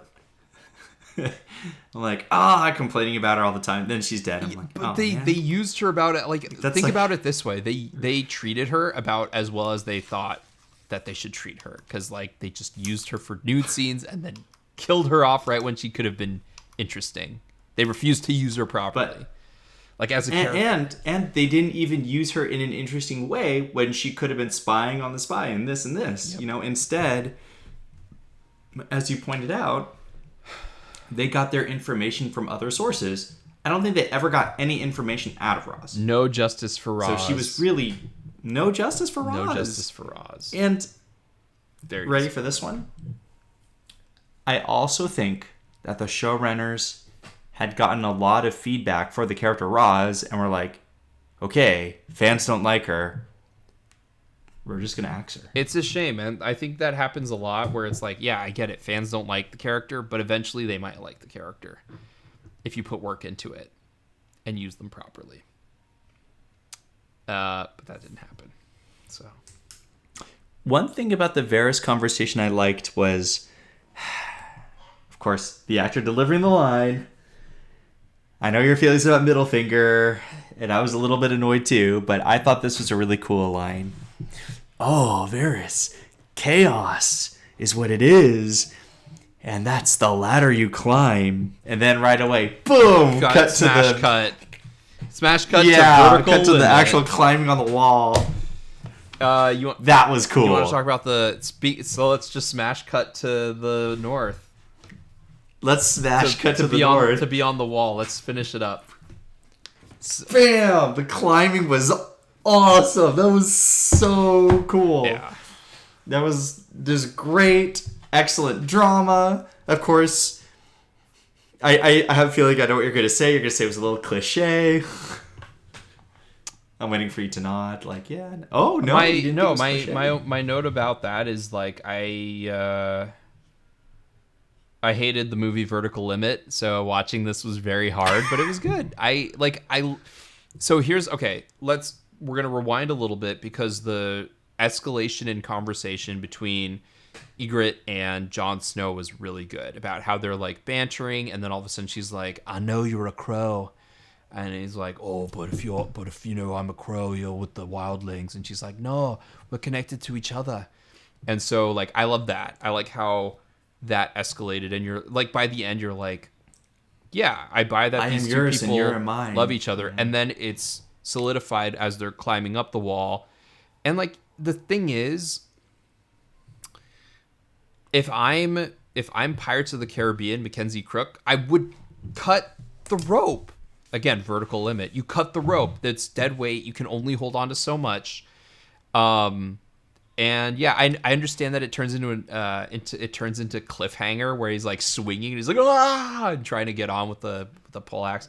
But I like that was cool. I liked it. I loved it. I like when they climb to the top. They have that moment where Ygritte can just like they set it up and they paid it. They actually set it up and paid it off. Where she's like, I just want to see the top of the world from the wall. I don't know if it was the last. It was probably the last episode that she said it because D.B. Weiss and David Benioff don't know what planting and payoff is, but in the same episode. Oh, it was in the same episode. No, I meant like they don't know how to do it in the same episode, which is where they should do it.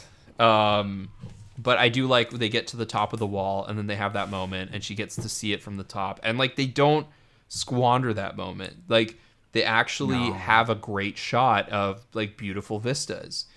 So yeah, I liked it. I like the mountain climbing, even though it's a little corny with the digital snow going past them and stuff. And you're like, okay, I can tell that's like some of it's fake, but I liked that moment. It was really good. That's all I have to say. I love the whole thing on that climb. Question I have for you is, do you think that you felt the cold from a director standpoint? Yeah. Because when I read it immediately talks about how the biting cold wind hits you here, then it hits them there, and then they put their furs up at their... And then later on in the chapter, Jon Snow's hands and feet were just icy cold, and like it's just constant reminders of just how cold and horrible, and the wind and this, and just like, oh man, like really puts you in there. And in the climb, do you think they did a good job of really putting you in the moment of like how cold and difficult it is? Probably not the cold, but definitely the wind. No, I thought they did a good job all around. I don't have a problem. Like I think they established it, and again, it's. I'm sure it was kind of like, I'm sure it's difficult to conceive, but easy to convey after you've done all the work. I thought it was cold. Did you not think it was cold enough? Because I thought it was. I wanted your opinion because I just wrote on here that I love this scene. It was awesome. Yeah. Well, I liked watching. One thing they smartly do is they have a scene in a warm location, smash cut to a cold location. So if you, for you listening, cool. You have you have Varys and Pita Baelish in a warm, dark castle. Well, it's probably not that warm. It's a castle. It's not that warm, but warmer colors. And then when you smash cut, you have nothing but blues and cold colors, like everything's tinted. And then you have the wind sound effects, and you have the snow blustering past them, and they're chipping into ice.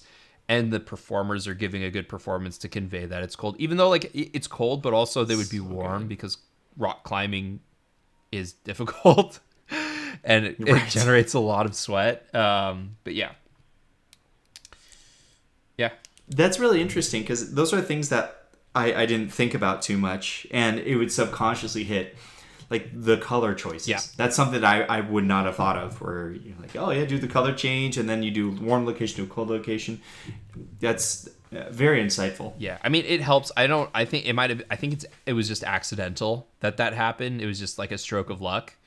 Because it's really connected by the idea of like chaos is a ladder to climb, and then they go to a chaotic area where they're climbing. I like the extras, and they showed them on the wall where they have the fans going. Oh, I didn't watch and, that. The greens. Oh, it's cool. I need to watch that. And it really makes me think about planning a series where you know certain things are going to happen, and so you have to get the location, and then you have to build the ice wall, or like in The Bear and the Maiden Fair, they built the bear pit, and you have to plan for this, and you have to build it, and then you got to shoot it, and then you're done. Yeah. Yeah, it is weird to think, like, just to go on a brief tangent here, it is weird to think that, you're going to spend months building this thing to shoot on it for a couple of days. And then in the case of, like, The Hobbit and Lord of the Rings, they shoot these really complex sets for a couple of days, and then they're like, we got to break them down because we need to build a new set here. And it's like, dang, that's a lot of work that's just immediately gone. It's actually kind of depressing, but... that's movies. Anything else to say about Beyond the Wall? Did you want to talk about The On? Yeah, let's go to the north. I have one note about that. Yes. Sorry, super fast. Do you remember that Varys caught that sorcerer that cut him? Do you remember that? I'm still waiting for like something to happen with that. They resolved it. They had him in a box. Oh yeah, well it's assumed that he's killed. I assume that Good point. Good point. Just kind of wondering, is that gonna do any? I don't know. Maybe that is the end of that storyline. You know what? I thought I had something for Theon, but really I was talking about Thoros. Theon quickly... you sent me a text when you watched that scene. Yeah. You visibly... God. That scene got to me. Like, it also brings up a question I have for the next episode, and I'll just ask it now. Like, do you really... Sure. Like, one, what is the purpose of all of this torturing of Theon, and do you really feel like it's deserved? Those are the two questions. So while you think about that, it was so hard for me to watch because the way that they showed him torturing him and like screwing the thing into his pinky just made my skin crawl so much. Like I couldn't swallow the whole time, and I just said "oh" while it was happening because it was so nerve-wracking and so painful to watch. Have you guessed who the boy is? Yeah, I mean, I already know. Yeah, I think we talked about it last time. We did. No, that's Snow. I thought it was very clear where it was, who's Bolton's bastard? I thought it was really clear. Because everywhere they're like, oh, my bastard is going to be down there to take Winterfell. It's like, okay, well... I guess that's who it is. Like, he was just... But he was... oh my God.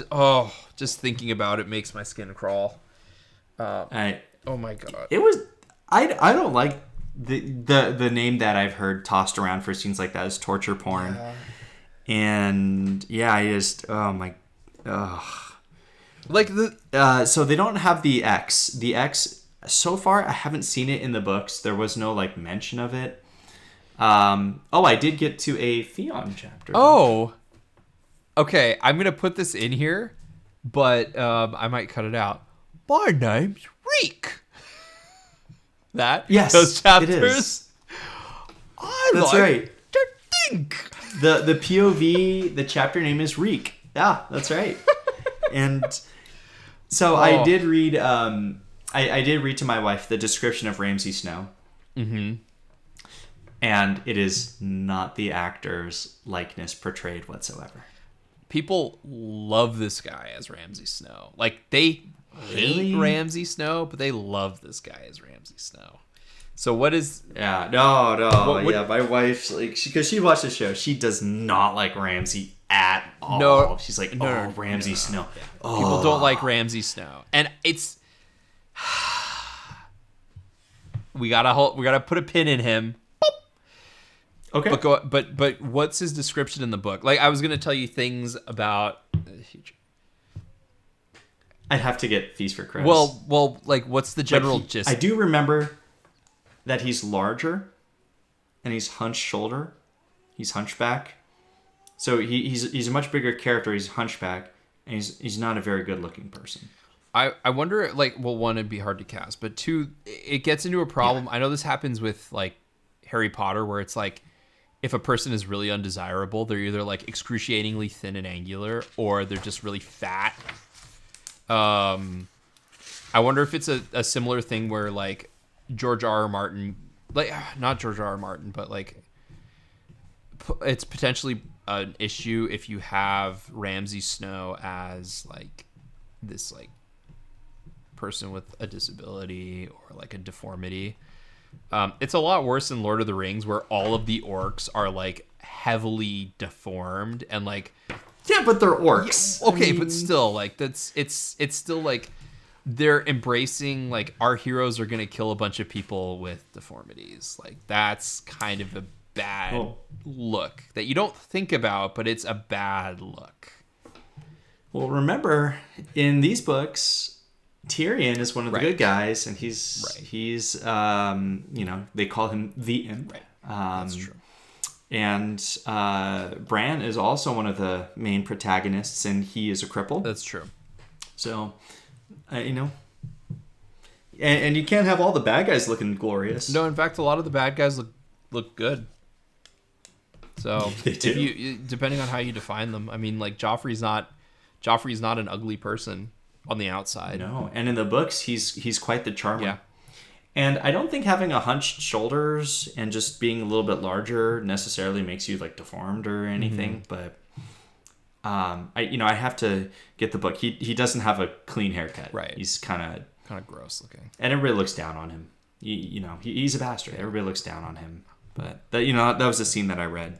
But yeah, we can do it. But yeah, the without. So I think that was more of like a director thing than like a writer thing, because they didn't necessarily, like, they showed him making the cuts, but they didn't actually show, and then they had the sound effect and then everything, but my mind drifted to the dark place when I saw that. And that was something you were talking about on our last podcast or the previous ones, where you'd say, like, you don't have to actually show it. You can always infer it, and sometimes it's a lot worse. So that, like, to that end, there's a movie called Red Sparrow with Jennifer Lawrence and Joel Edgerton. And in that movie, the bad guy takes this like skin peeling knife to Joel Edgerton, and he starts peeling it off, and it's really like, oh my God, this is intense. And then the director stupidly like cuts behind him, and it's like he's just peeling a carrot. So yeah, it's because there was a bit of that where it was like he was flaying the skin. And if you'd ever seen Gerald's Game, there's a moment where the main girl, in order to get out, oh my God, like you can actually I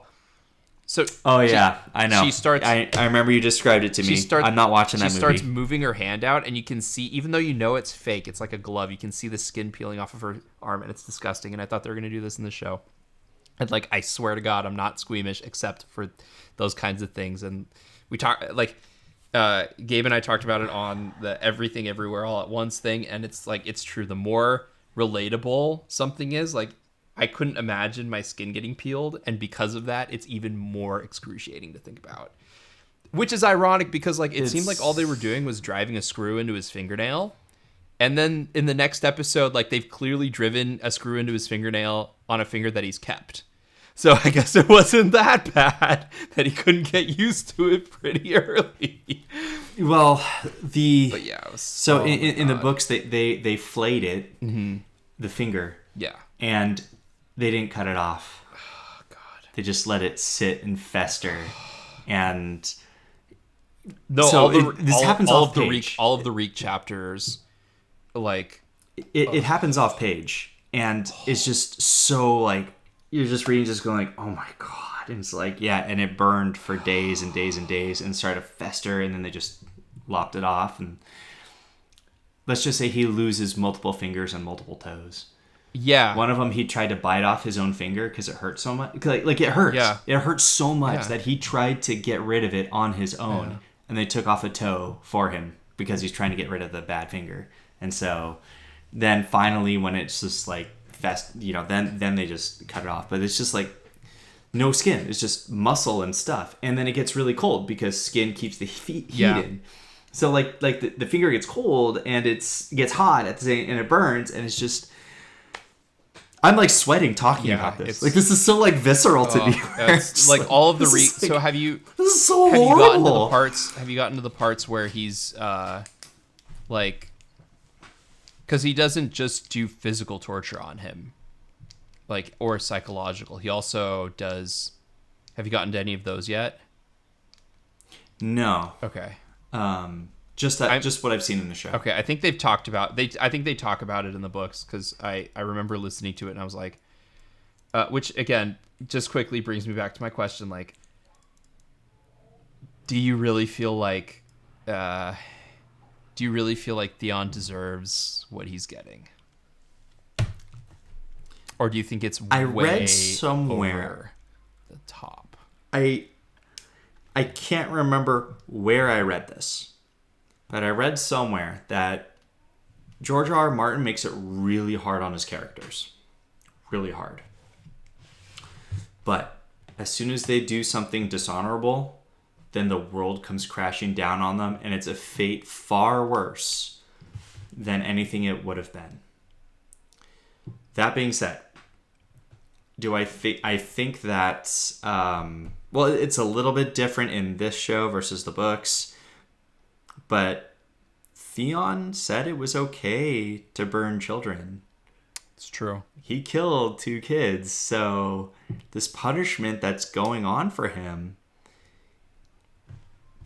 I mean, when you say it's okay to kill them, kill little boys and stuff, like that's... yeah, okay. Like, you can go and suffer for that. But like... I guess what I'll say is like it's so bleak, it just reeks. Get it? No, I like, but like the thing that I'll say then is like, I guess I don't like it because it's like, all right, it's punishment. Maybe there's some sort of redemption that he needs to achieve.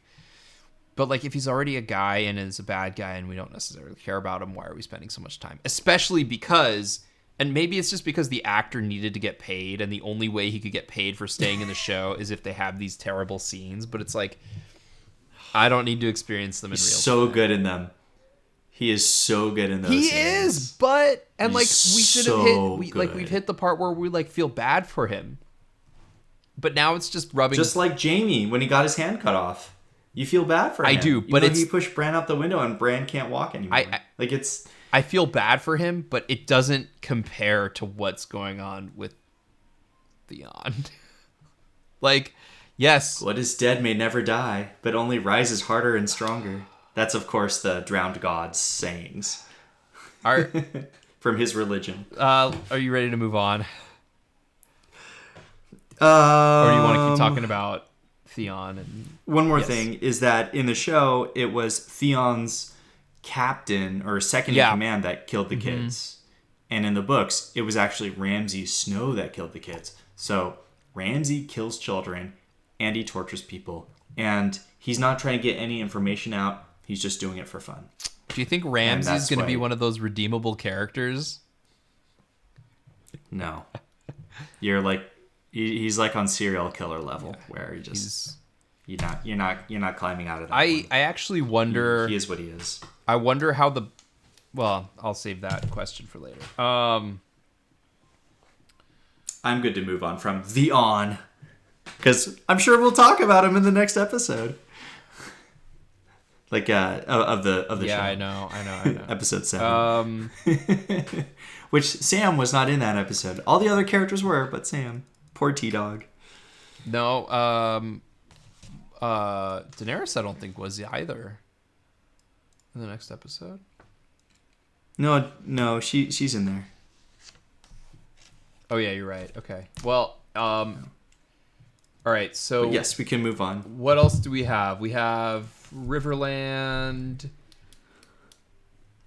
Let's do Harrenhal quickly because okay. So they're going to let Jaime go and Jaime's going to tell his father that no, Roose Bolton had nothing to do with the maiming of Jaime. But they're gonna keep Brienne, and that's it. That could have been moved to the next episode. It should have been moved to the next episode. I will make the argument it should have been moved to the next episode. And something from episode 7 should have moved back to this one. Like,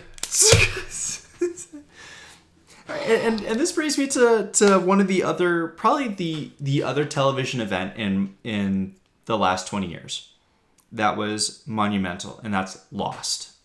Well, it's one of them, yeah. Now, Lost and Game of Thrones have a lot of similarities. Ensemble casts, a lot of different storylines are happening at the same time, a lot of different character motivations. But one thing about Lost, what it does is it ties it together. Each episode has a theme. Yeah. Like something's going on, something the past gets revealed, and it's a theme for what's happening in the episode. And with this show, the climb is kind of the theme of this, and you would think that they could pick different storylines to show people climbing, like rising up. I feel like a lot of these episodes, they don't have like kind of like a rail that kind of binds it together. Now, it's hard to do, obviously, but I feel like that first season, they were kind of getting their feet wet. They were telling the story that George R. R. Martin told in Game of Thrones. Yeah. But I feel like now in season 3, instead of just keep pushing the story along, I feel like the stakes have been raised. The showrunners can create some themes, and they don't have to take it exactly from the source material if they want to go in this direction. They chose not to. They chose to keep the same formats. But I don't know. You know, it's all about trying to tell stories and the evolution of a show as it goes on. I'm just throwing that out there. I agree. Like, the showrunners have talked, and I know I've mentioned this, but they've talked about how they wrote an episode. HBO was like, nope, this isn't good. Go back and rewrite it. They rewrote the episode, and that's the first episode. There's a reason why everything starts working starting with episode 3 or 4. Although That's right, because you didn't get into the show for a few episodes. It was the same way with the Gilded Age, though. I think, like, there's, like, because with the Gilded Age, like, all of the characters, I think it was a change of director and a change of style in the 3rd episode that really worked for me. But also, by the time the 3rd episode hits, you're getting used to the characters. However, did you watch all of Breaking Bad? Yes. Okay, so Breaking Bad is an example, I think, of, like, it's probably as close to a perfect show as I'll ever watch. They had a lot of thematic elements that runs through each episode. It also had probably one of the best pilot episodes I've ever watched. And so, like, when you're trying to nail a pilot episode, you want to do what Breaking Bad did. Where it's like, okay, you've told me this stuff and it's interesting. So D.B. Weiss and David Benioff, like, you can watch their experience as writers get better and better as the show goes. It's just weird that they wrote so many episodes. Yeah, what about our favorite writer and directors? I forgot what her name was. Vanessa Taylor's one of my so my favorite writer is probably George R. R. Martin on the show, but Vanessa Taylor is really good. Because she tells like the female characters' stories really well. She tells all that. I would pigeonhole. It's like, oh, the female writer tells female stories well, but she tells all of the stories really well, and she advances the plots really well. I also like Brian Cogman. Brian Cogman's good too. Episode. He's good. It's like, God, I wish they let some of the other writers write more. I'm actually with you on that. Like, a lot of the episodes that we really enjoy aren't written by D.B. Weiss and David Benioff. Nope. They just push it. They push it forward. There were 2 other things in this episode. I can do a quick one first.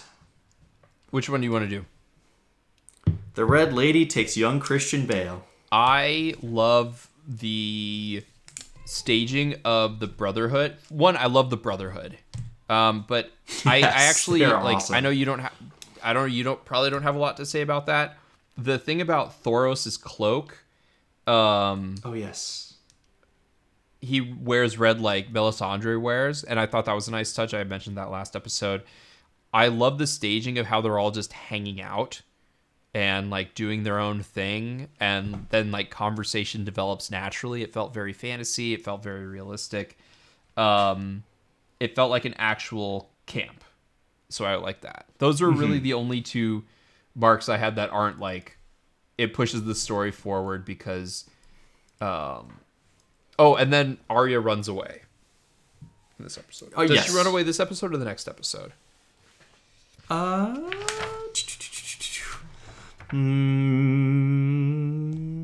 Next episode.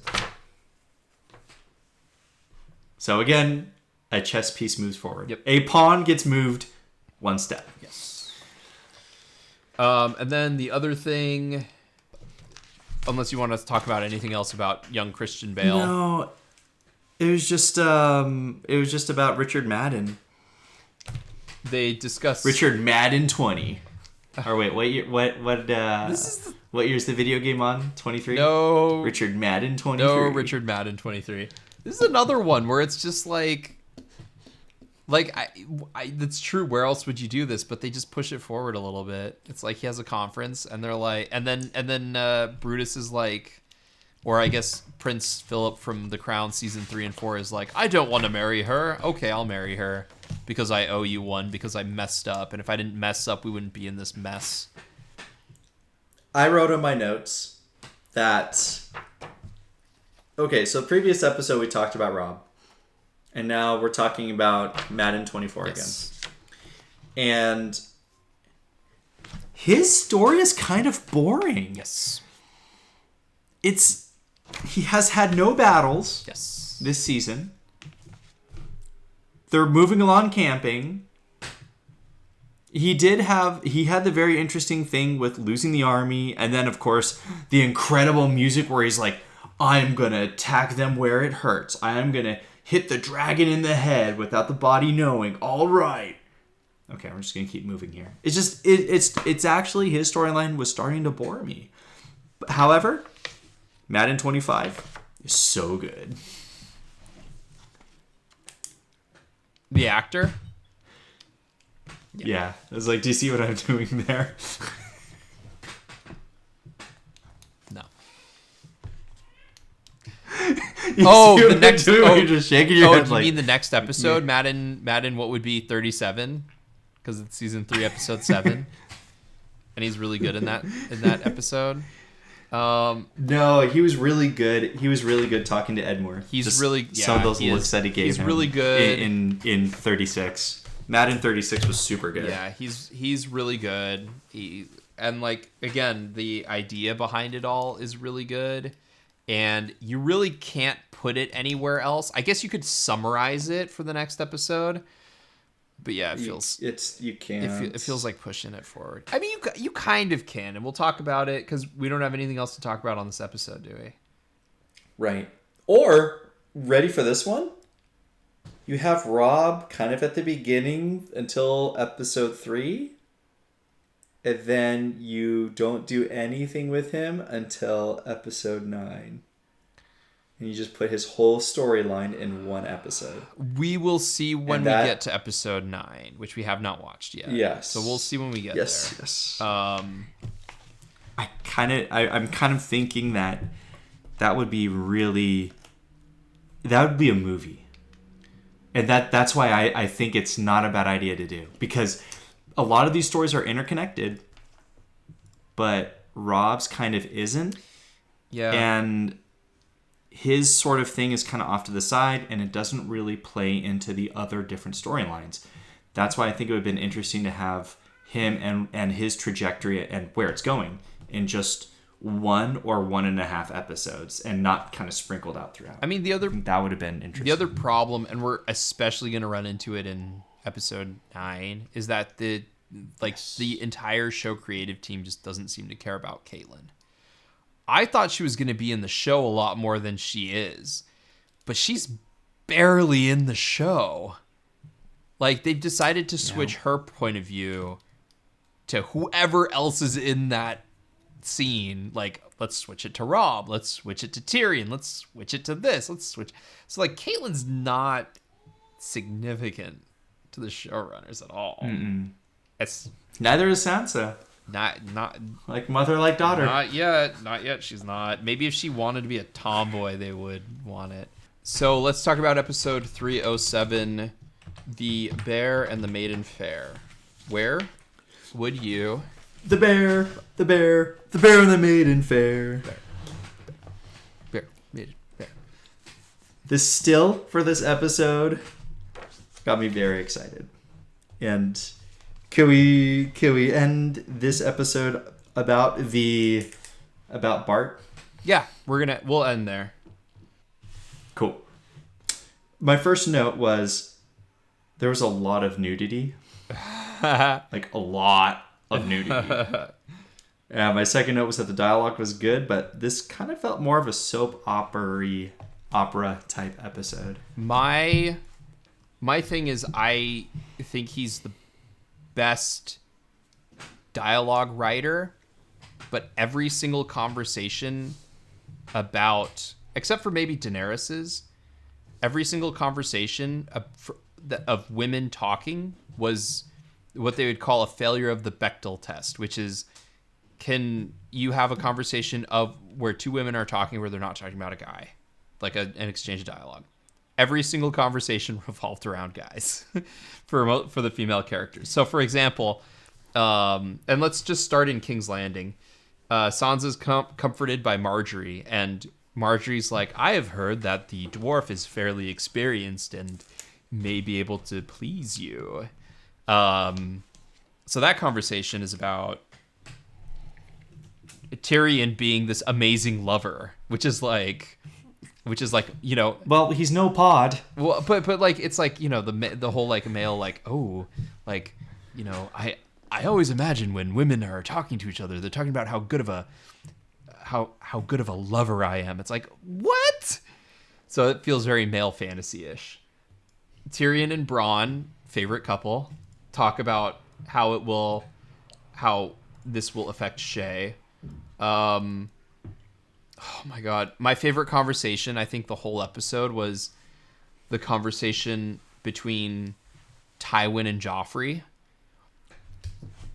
I know I'm rushing through it. I wrote that on here.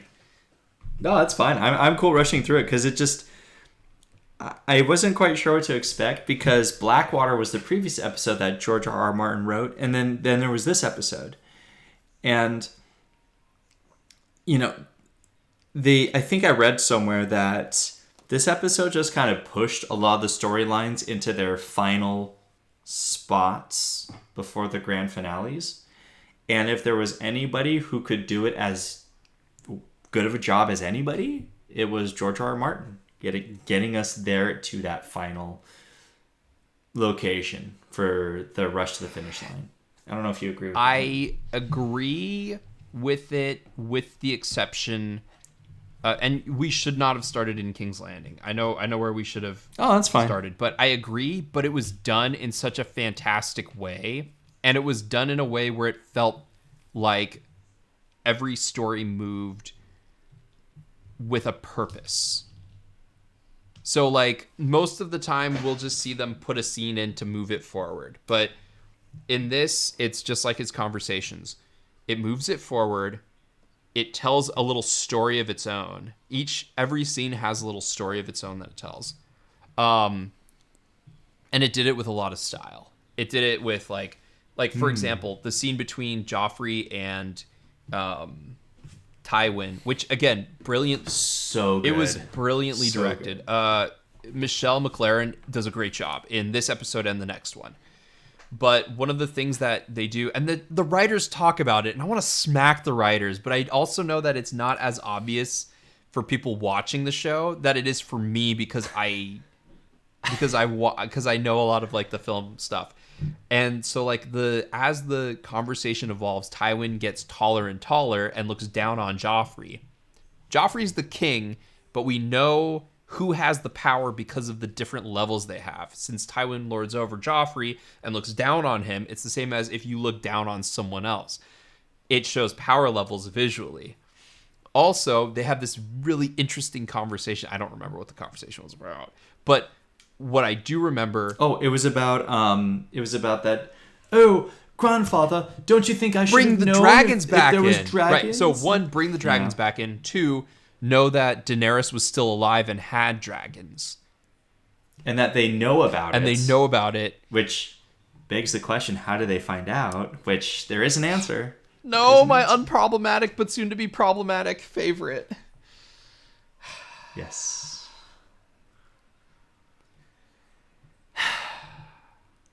Anyway. But it was a really, really good dialogue. And it evolves so well. Really, and the whole time, like until the end, you're just like, man, this is a really nice... And I like the way he writes dialogue between characters. It was great in Blackwater too. And it ends with, when we counsel you, blah, blah, blah. Well, when is someone going to counsel me? You are being counseled right now. And it's like, chef's kiss. Perfect. And the more I watch it, the more I'm like, oh my God. Charles, I believe it's pronounced Charles Dance. Okay. Right? No, remember that Charles Dance with dragons. Our story in Britain. It's not Bath, it's Moth. Bath. So it's not Dance, no, it's our tour guide, Moth. I'm okay with that. I'm like super okay with it. It makes a lot of sense, and it does sound better. But I digress. He's totally Tywin, man. He's really Tywin, and of course, this is my first time through the series. Right. On my second reading, because I know in my lifetime there's definitely gonna be a second, maybe a third reading, because I love the books. Okay. Yeah, of the books.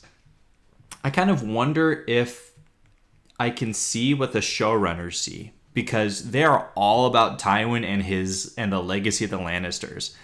I didn't quite get that, but I always felt that Tywin was trying to do stuff, not like keep everything together. However, he wasn't just keeping everything together. He's keeping everything together and pushing things forward very well. And his only purpose is because that's where we are and this is where we need to get to. Not, this will be my grand legacy. I never got that, but maybe I'll get that in a second read-through or a third read-through where I can like, oh yeah, that is absolutely his motivation. But as of now, I did not think that was his motivation. And until they pointed it out, and it's like, oh yeah, every scene is about his legacy. Oh jeez. Like every scene, it's just it's too much. I mean, this is this is by the guy though. This is by the guy. Which, of course, doesn't... Yeah, he didn't talk about his legacy in this episode, did he? He didn't. We didn't... No. He did not. No. Like, there's this alternate universe where George R. Martin writes every episode, and I'm actually really interested in seeing other episodes of shows he's written, because, like, he's like, on a different level, but again, also, I felt like this episode was particularly... misogynistic, Yeah. which is kind of This was... upsetting, but it's fine. But yeah, We are in 2022. I mean, yeah, I know. This episode came out almost 10 years ago. Yeah, and a lot has changed, and it's a lot easier to look at it now. But at the same time, it doesn't make it any easier to watch. No, but the show's also edgy, and it's doing this to be edgy and to catch viewers, and it's like, ooh, people are talking about it because of all this, Well, and it's becoming a cultural phenomenon. So at this point, was the show a cultural phenomenon? Yeah. Okay, I wasn't sure when it hit that everybody's watching it, everybody's got to know what's gonna happen. I didn't know if that happened in season 2 or season 3. I wasn't quite sure when that moment happened when you couldn't go a day without somebody talking about it. Yeah, this is where it started. Blackwater Bay, Melisandre reveals to Gendry that his father was Robert Baratheon. I really don't remember that. And thus we find that young Christian Bale learns that his father's actually Christian Bale. I had to keep sneaking that in there. He just looks so much like him. It's ridiculous. I did jump ahead. So there was a scene in this episode between Tyrion and Shay. I'm pretty sure, because she was like, "Oh, all you'll see me as your little whore or whatever." That was this episode. So this is where I'm thinking that when the thing happens that you and I discussed, when it happens, I think we can draw a direct line back to this episode being where her relationship with Tyrion shifts and where they find that way. That's what I mean by George looks at it and he's like, okay, I've got to reverse, I've got to fix. I got to save them. Those problems, yeah, and make it so that we're not. Yeah, but then you have the next episode. Where it just undoes this. Maybe. I think they plant the seeds that he feels, because she'll probably be think of it this way. This is what I think is going to happen, not having seen it and not knowing what's going to happen. But I think they're going to have it where as long as he's married to Sansa, she's always going to think of herself as inferior. And I think that's what's going to do it. I think that's how they're going to do it. That's my guess. Interesting. It's certainly a very fascinating relationship structure. This is definitely one of the more fascinating structures. And it's a shame that they can't spend more time in it and developing it, because look over here, now look over there, now look over there, quick, there's 40 storylines going on. Ah! That's my piece. I know. I'm sorry. I got distracted reading, trying to figure out what was going on in the north. Exactly. No, Exactly. I mean you're right, but again, also this is another one of those examples though of George R.R. Martin handles each of these storylines so cleanly. To me, they're all about relationships. Every single one of the storyline revolves around relationships between men and women, except for maybe Daenerys' storyline, which I guess we can talk about now. Yeah. Daenerys and her army reach Yunkai. There's a lot of slaves in the city, 200,000. Then she talks to someone from there, and the guy offers her gold, and then she's like, "Oh, thank you. If you free all the slaves, I won't burn your city." And then he's all rude to her, tries to take the gold, and she's like, "It's mine now." Excuse me. That's what I remember. Emilia Clarke. She's so good. Super good. She's so good. In that scene, she was so magnetic. That's the word I think they used to describe it. Just totally magnetic. My eye was drawn to her. And I'm just oh my gosh, what's she going to do? What's she going to do? And then just the dialogue is great. Of course, the dialogue is really good this episode, but acting just was so... It was just a really, really good scene. And of course, the CG dragon at the end. Because you have to. And that's when I would hear all the dialogue and then it'd be like, "Oh my god, it's super loud. I got to turn on the volume." No, I can't wake up the kid. Yeah. Yeah. But that was an excellent scene. I mean, look, this is how the show is going, right? Like, we talk about this for like a minute, and then we go to the next thing for like a minute, because that's. But at least they're sustained. This episode was such but like a sprint. in this case, they're at least sustained moments. That's what I mean. Is like multiple things happened. One, they're in a new city. Two, there's 20,000 slaves, or there's 200,000 slaves. Three, there's a scene of offering, and that's all you really need. Yeah. If you give every single storyline. Now, the Arya storyline is probably the only one where I'm like, it's a bit of a weird holdover. And I guess also like the reveal of Gendry as the son of Robert Baratheon is also kind of like a weird, like, oh yeah, that does feel like they moved the chess piece forward. But I don't care because the dialogue is good. Makes me think more is happening than is actually happening.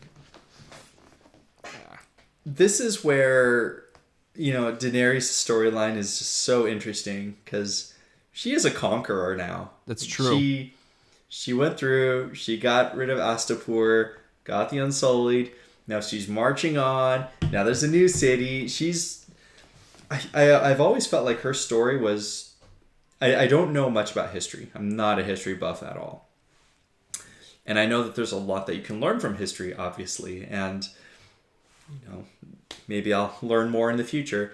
But it just feels like the legends and the myths that I had heard. I'm not going to say the history that I know because I don't know. So for me, they're myths and legends of Alexander the Conqueror, where he just swept the countryside with this big army. Yeah. And that's how I feel like this is happening. And it's exactly how I, imagine Alexander the Conqueror going, except it's Daenerys. She's got dragons, and now she has the Unsullied, and she's got 2 exiled knights. And it's, and then the other translator. I don't think any other interesting folks have. Oh, and of course she has the Dothraki. Ricardo lives! Every podcast, you gotta remind you, Ricardo's alive and he lives. Ricardo lives. And every city that she takes, she puts a bell in her hair. I'll have to watch the show to see if that's happening as well. That's a nice detail, and that's something that they should do in the show. Like, that would make sense as like a little nod to the readers of the book. I feel like it's better to do nods to the readers of the book. Small detail. Yeah.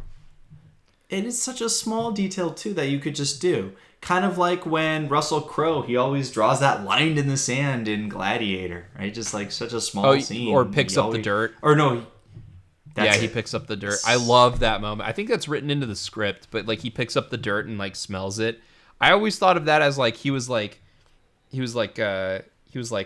this is the battle, not like I'm going to return to the earth when I die. I always thought it was like, let me get a feel for how the battle is going by feeling the earth. I can, kind of like how baseball players have their own superstitions. Yeah. You were saying when you were talking about like, Daenerys is a conqueror and she's done all of these crazy things. It just made me think of like, they have these things called like explain a film plot badly. Or in Harry Potter book 5, where everyone's like describing all of the great things he did. And he's like, I haven't done anything great. And they're like, you produced a Patronus. It's like, oh yeah, I mean, I've produced a Patronus. Like, no one, that's extremely hard. And it was a full one. It's like, yeah, I guess. And you defeated the Dark Lord like twice. But I was scared, and this I got like lucky. It's like when they tell you like you're building a resume, like put the best things forward. I just imagine like Daenerys doing it well, where it's like, oh yeah, I have the Dothraki, and I've done this, and I've conquered this town. And then there's like the bad version where it's like, oh yeah, I married a guy and he had a couple of followers, and they just decided to follow me. And then, I went and I got it for you. I put 2 people in a room and I closed the door. I've got it. Her resume.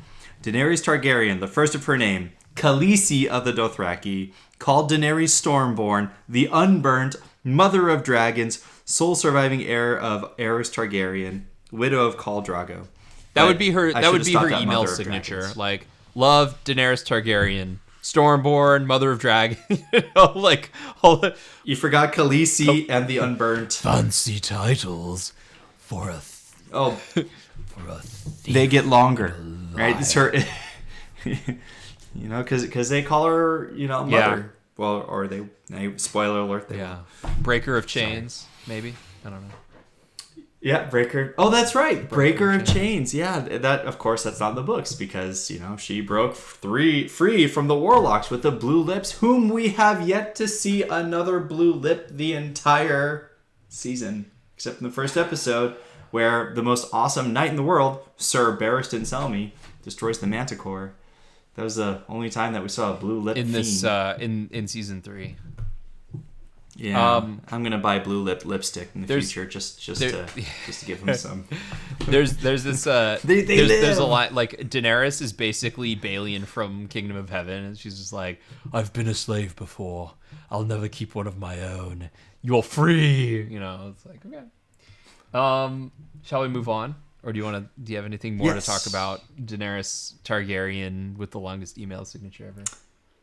No, I was gonna say I think. So I kind of think that we should also hit the other happy moment in this episode. Let's. And then it just gets super dark, on a whim. There's, all these things that we're talking about are really good, interesting, pretty happy. But when I think back to this episode, my feelings, my emotions are that it was just such a dark episode. It was just so it's just so rough and bleak and just tough, and there's one big obvious reason, which maybe the actors probably stole the show, but I think that it starts to get really I wrote here, nothing happens to Bran. I don't know why I wrote that, but I just wrote nothing happens to Bran. Let's before we do the happy things that happen in the Riverlands, let's just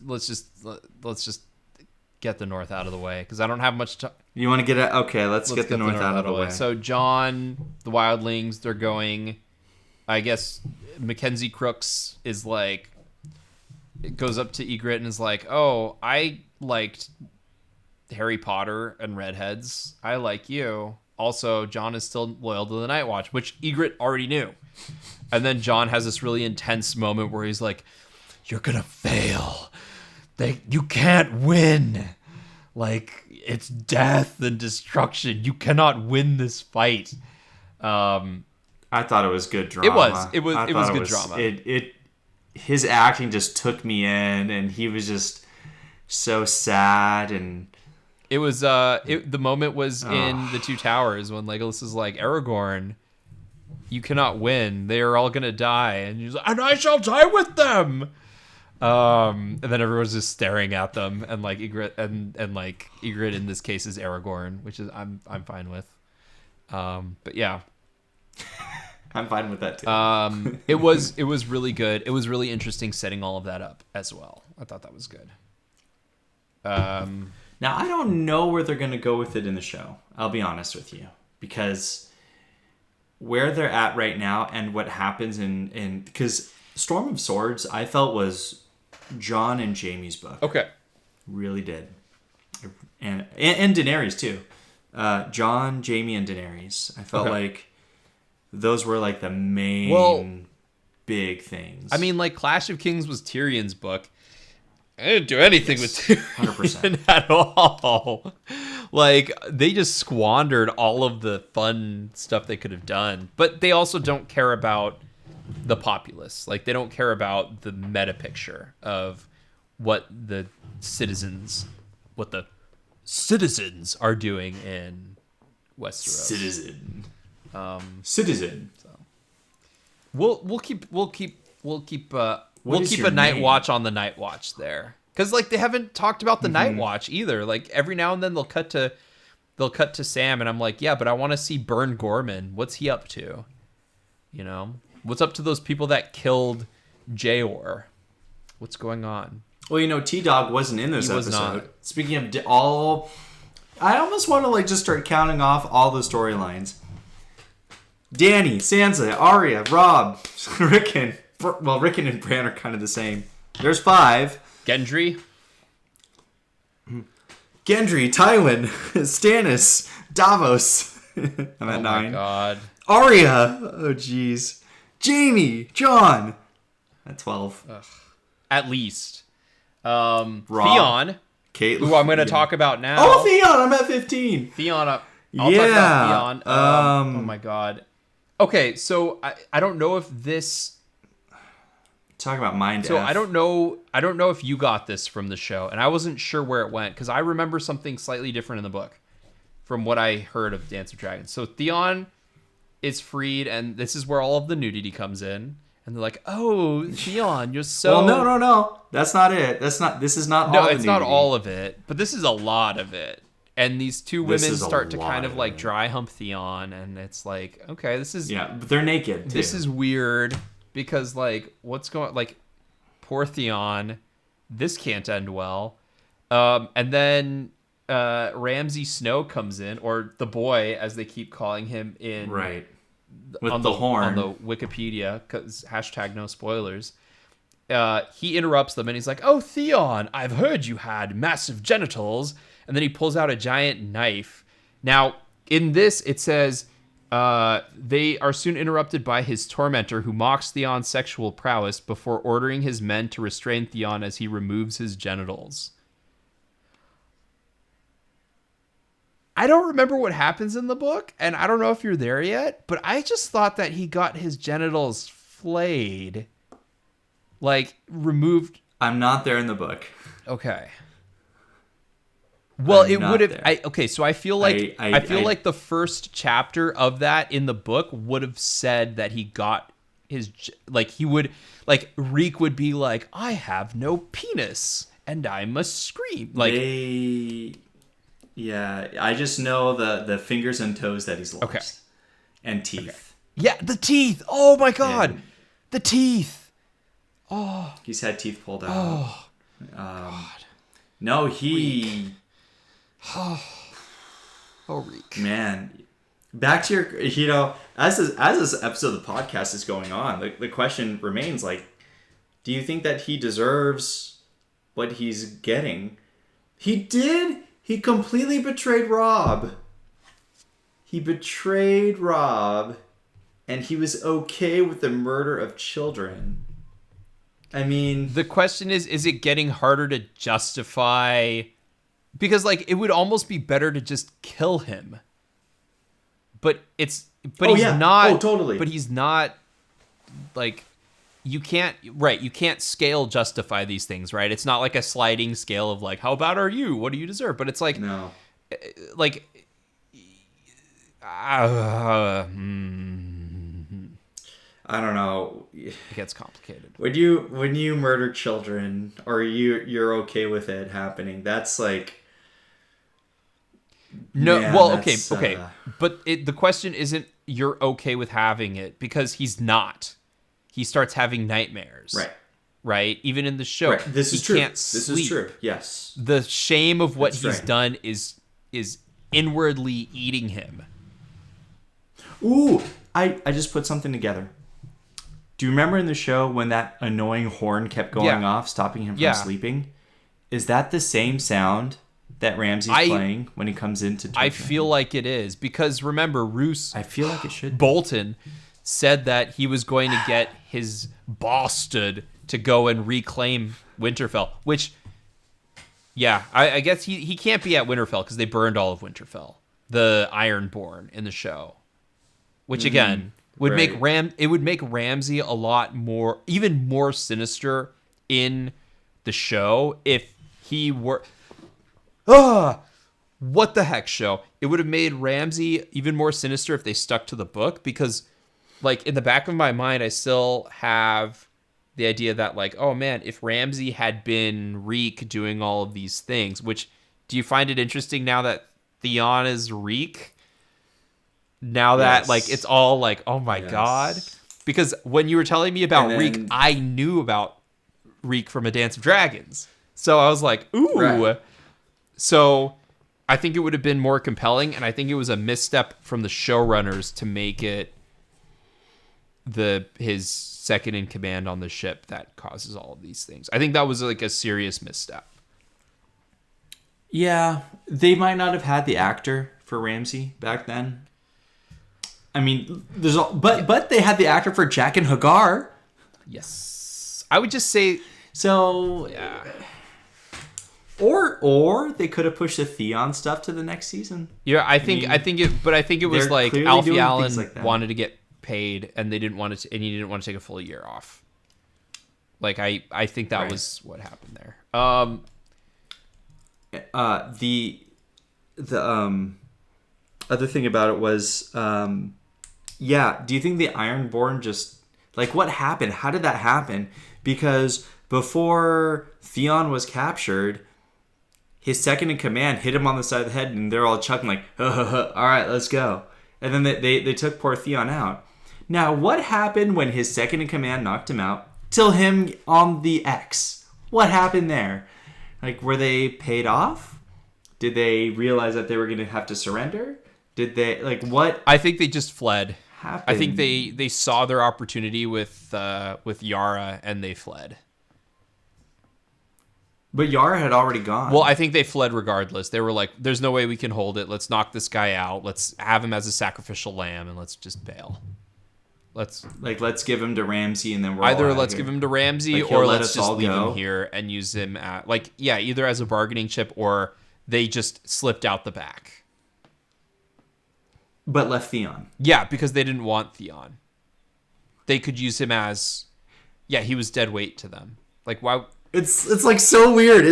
I'm sorry. I'm like having a really hard time. Well, I think justifying this because it's like against my worldview of the book. My bet is they, when Yara came, they wanted to use that as an opportunity to escape, and they didn't.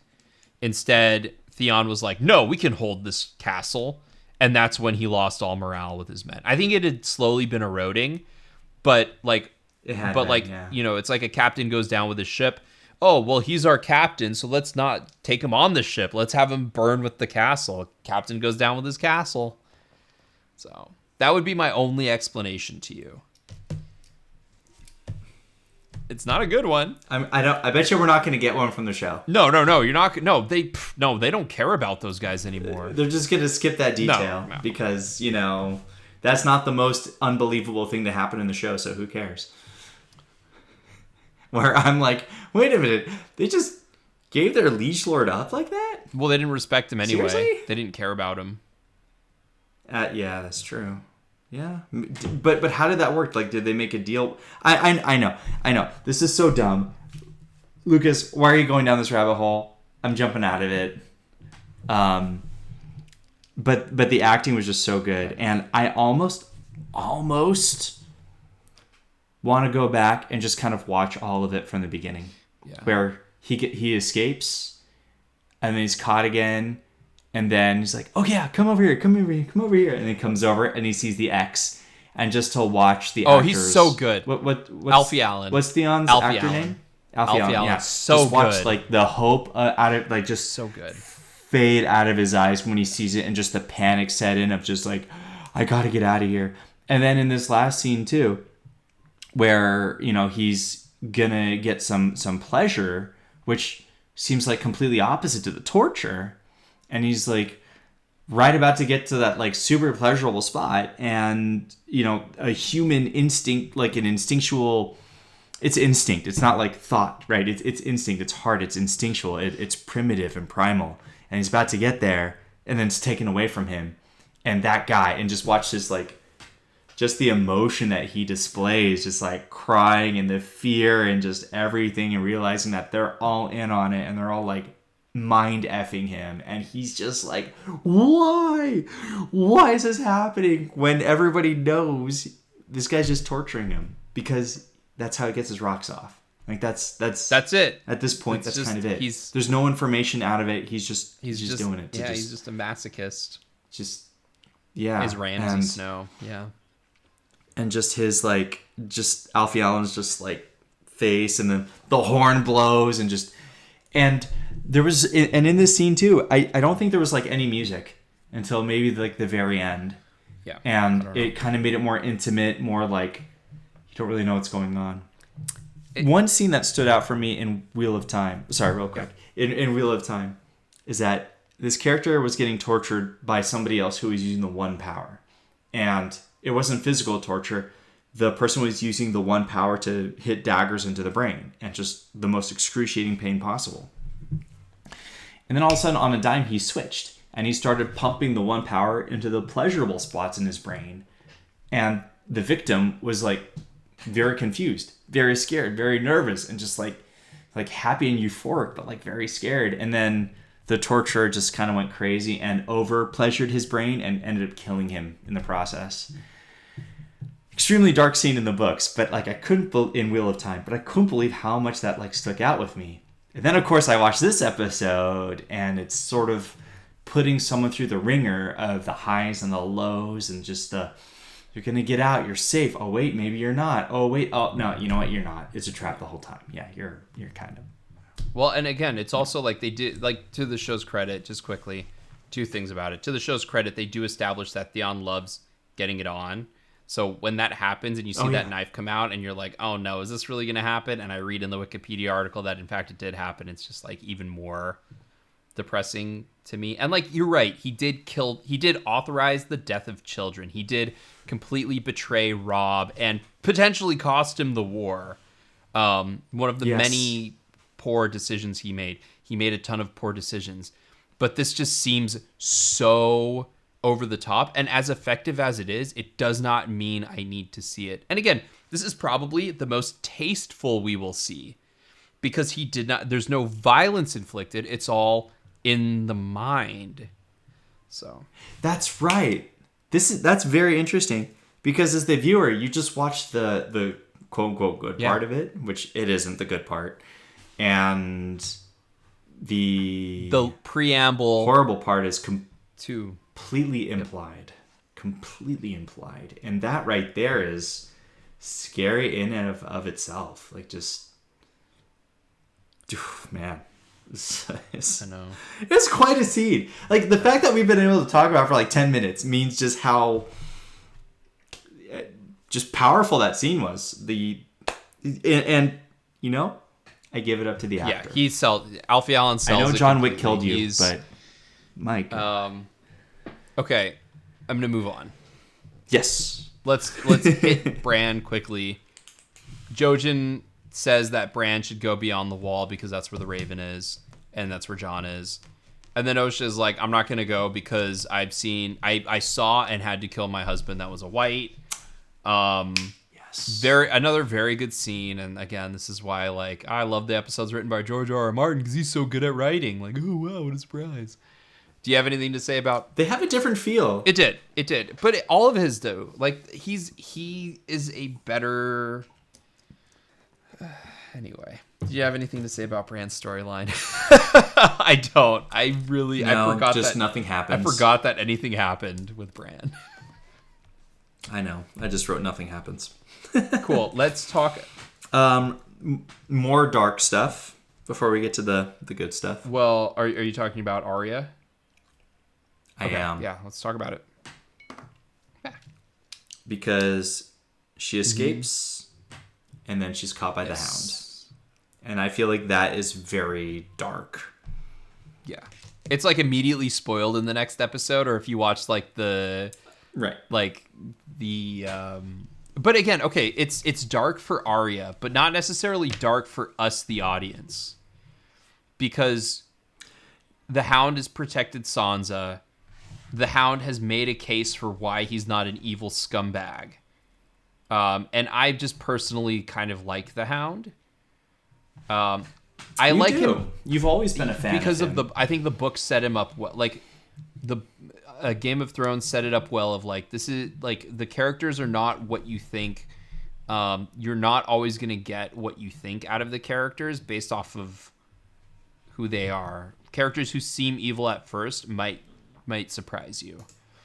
So hearing about the Hound's story and like his kind of connection to Sansa in that first book really kind of sold me that like maybe he's, not all bad. And I think the actor kind of maybe plays him a little bit too sympathetic. But yeah. Yeah, the Hound is just I think that's one of the hallmarks of the whole series. Probably why it has such a fan base that it does.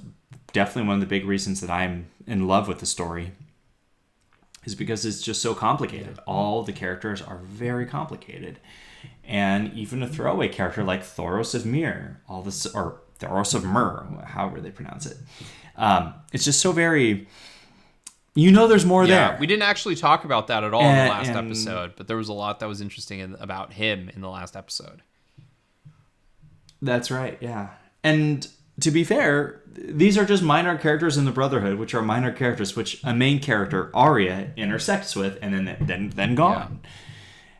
And yet you feel like all those characters have lives and have done things that they're not proud of and have gone through these really good things and really bad things. And they all have good and bad in them. And you just, you're sort of realizing too, like, hey, we're following the Starks and we're following the Lannisters. Like, that's kind of it. And the Targaryens. And the Targaryens, yeah. But they're all kind of good people, even though they're on opposite sides. Like, it's... I'm gonna comment on Thoros quickly because I know he's a minor character, but him and Beric Dondarrion are great, and I love this I like the concept of every time you get revived, you lose a little bit more humanity. I don't think it's an original concept, but I do like the way it's implemented. And two, I like the idea that it really does feel like the Lord of Light is raising Beric Dondarrion up, not like some sorcery from Thoros. And I like that they talk like his story, like Thoros' story. Now, again, if the episode were written by George R.R. Martin where he reveals it, I think it would have come about in a different way. But I like how that story is revealed. I think that's when they were just chilling in the camp, and he in the camp. It was either that or like he revealed it when he revealed his story about like, he just fought and got drunk and then realized that this was happening, and he's like, it cemented my resolve, but it doesn't mean I'm doing anything better or differently. It's just somehow happening. So I thought that idea was really cool how they did that. I agree with you. It's interesting how it's just like a bunch of minor characters who have a life of their own. Such as the Lady Talisa, which, again, we see a lot of her for a prolonged amount of time. Yes. Shall we move on to Robb? Yeah. AKA Madden 37. Yes. No, we get to see Robb's Stark. Not really. But, Richard Madden in good shape. Really. But Una Chaplin also I don't in think, good shape. But I don't think anybody wants to see Robb Stark. I think that's just kind of been clear. Like, we're not even going to put that on TV because nobody wants to see Robb's dire wolf on TV, as it were. But this was one of the few happy moments of the episode where she reveals that she's pregnant. And I don't know. You know what? As we're talking about these storylines, I thought that this was an extremely dark episode. But that's when I realized there was only one really dark scene in it, and that was Theon's. But that Theon scene had such resonance on me. Yeah. I can't believe it. Or I think it was such a dark episode, and there's really only kind of one really dark moment, and that was there. But it was just so much that it like kind of eclipsed everything, sucked the whole episode in there for me. Yeah. Did you feel the same? I didn't feel like it was a dark episode. Like I said, I felt like it was a bit like it was like very like everything revolved around the men. That's right. That's how you opened. That's how I felt about the episode. I thought it was really incredibly well written dialogue wise, and this is actually one of the few shows where like. And here's the thing about people saying "I love you" to other people in a movie or a show. It doesn't matter how good your actor is, and Richard Madden, fantastic. Like when he tells Talisa that like he loves her, I believe it 100%. Mm-hmm. Additionally, I know, just that look. It is the look, but also both the actor earns it and the writer earns it. And the director earns it as well. But I think to a much lesser extent in this case, because it's very like the director pulls the performance out of the actor. but the way that they escalate it and how he almost takes like a left turn into saying it, right? It doesn't feel natural, and that's what makes it feel so natural. So like she's talking about something else and she's like opening it up for like another like some sort of repartee, and he's just immediately like, I love you so much. And I'm like, I buy that. There was something about the way that Richard Madden played it, Una Chaplin played it, Michelle MacLaren directed it, and George R.R. Martin built it up. That was really good. And like, and yeah, that's I like. It's weird because I don't really have a lot to say about the scene. I think it was really relatable how their interaction took place, but I don't like. I mean, yeah. Congrats on the pregnancy, I guess. I hope it's a successful one. Where's the baby shower? Oh, still waiting for my invitation. Still waiting. We're terrible. Still waiting. All right, we also got to do a gender reveal party too. Oh man. Oh my god. So, what did you have to say about that? Aside from it was like a really happy moment in an otherwise pretty bleak episode. Okay, I had this. The rains delayed their journey. That's kind of what I'm sure they said it somewhere, or maybe I read that. But the rains are delaying their journey, and then that's when I have my note in here. Where are all the rains? So, Storm of Swords was like I said, previous podcast, it is one of my favorite books I've ever read. Just straight up, one of my favorite ones. I'm definitely a fan. I know that's clouding my judgment. I don't care. It's all built up from book 1 and book 2 into this one. So it's definitely a culmination, but if you were to ask me like, well, which one would you just kind of sit down and just start rereading again? It'd be like Storm of Swords. Duh. And part of it is that we're in autumn. If you don't remember. The White Ravens were sent out in the beginning of Clash of Kings. We're in autumn right now. 2 years later, 2 years of autumn, right? And the storms are coming. The waters are getting choppy all around, and this is when all the rainstorms start sweeping through here. And it should have been raining for Arya. They actually pass through and they talk to this old bat, this old woman who's actually kind of some, like, I don't really know, but I feel like it's some kind of spirit, and she gives prophecies and stuff, and she's the one who told Arya that all I see in you is like death or whatever. And they made it a different character in the show. That's fine. They got rid of, some minor character that's like spirit, but it adds to the mysticism of the world. Right. That kind of bothers me because I like mysticism and mystery and like, ooh, there's more than there than we know. So that kind of bothered me. But it was raining, and you got this torrential rain. And one of the themes I noticed, I don't want to say early on, but I definitely started noticing was that there's this big storm that just swept through, and it was called Storm of Swords, so I kind of thought about it, and this big torrential rain just started sweeping through Westeros, and rivers started to flood, and this happened, all the flooding was happening, and that's what delayed like everything, made just everything terrible, and not only that. But when the rains came, it meant something really bad was going to happen to the characters. And I wasn't really sure about it until I kept reading, and I'm like, wow, it's really raining here. And then something really, really bad kind of happens. And yeah, where are the rains? I don't know. Yeah, according to Wikipedia, they were cut in pre-production. Oh. So...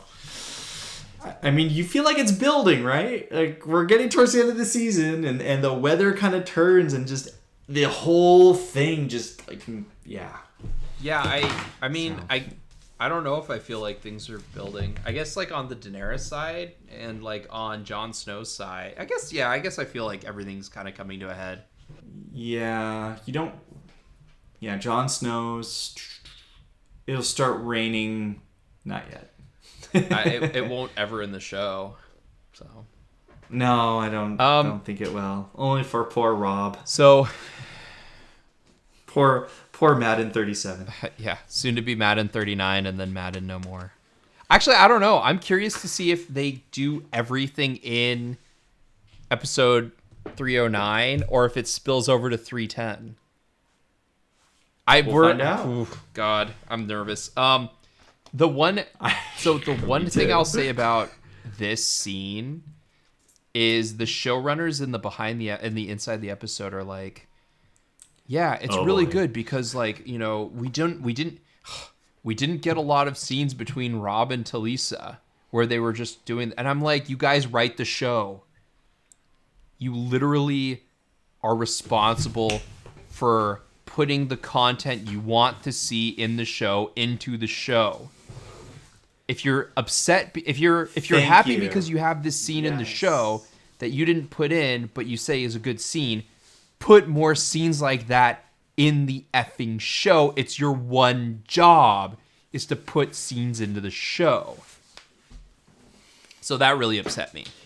And that's all I have to say. Something else that upsets me that they say too is that, well, no, I think the character is blah, blah, blah, blah, blah. It's like, oh, you think they are doing this because they're the character and their own thing. Like, no, you're the showrunners. You're writing them that way. Yes. Like, I think that this character sees things this way. It's like, no, the character sees things this way. Don't say, I think the character sees things this way. Just say, the character sees things this way. Really bothers me. Really, really bothers me. It's almost like they don't... we say it every episode. I'm going to say it. It's almost like they don't understand the show that they've created. And it's weird to say that, right? Because it's easy for us to look on the outside looking in. To say like, oh, you guys don't know what you're doing in your own show. You don't even know the reasons why it's working. But I feel like that's surprisingly common. And sometimes people just get lucky when they hit upon it. Well, no, I mean like sometimes I wonder if that was the case. Like a lot of people thought about that with George Lucas and Star Wars. Like he just kind of lucked into it. Maybe he doesn't have any talent. Maybe he just got lucky with Star Wars, like episode 4, and then he handed off the reins to other people who were able to build upon it. And then 1, 2, and 3 is like, ooh, he didn't know what he was doing, and it's like, it's kind of.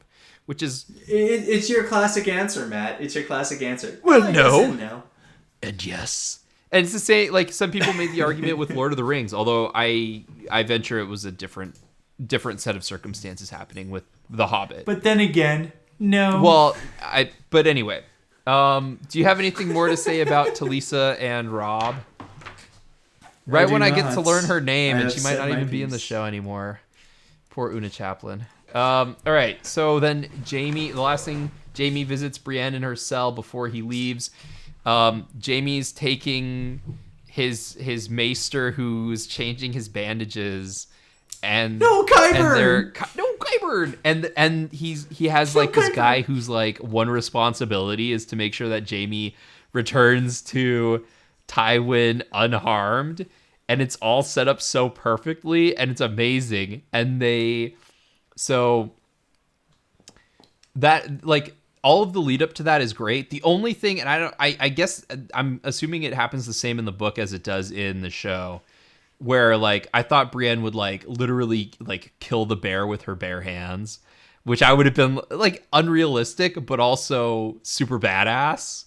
And so when that didn't happen in the show, because like I won't lie, you kind of built it up for me. So for their entertainment, they put Brienne in a ring with a bear, and they start singing a song. And they're like, oh, maybe she'll provide 1 or 2 good days. And they're like, oh, she's not even going to provide 1 good evening. Brienne is fighting the bear with a wooden sword, and Jamie takes even more affront to this. He's like, you didn't even give her a proper weapon. And she's still in her dress. And Brienne the beauty. I thought, like, based off of what you said, like, Lucas, you were like, oh yeah, it like that episode's really good and it's really cool what happens with the bear. And so I thought like Brienne was gonna like go ham on the bear and like lift up the bear's guts and be like, I am Brienne of Tarth.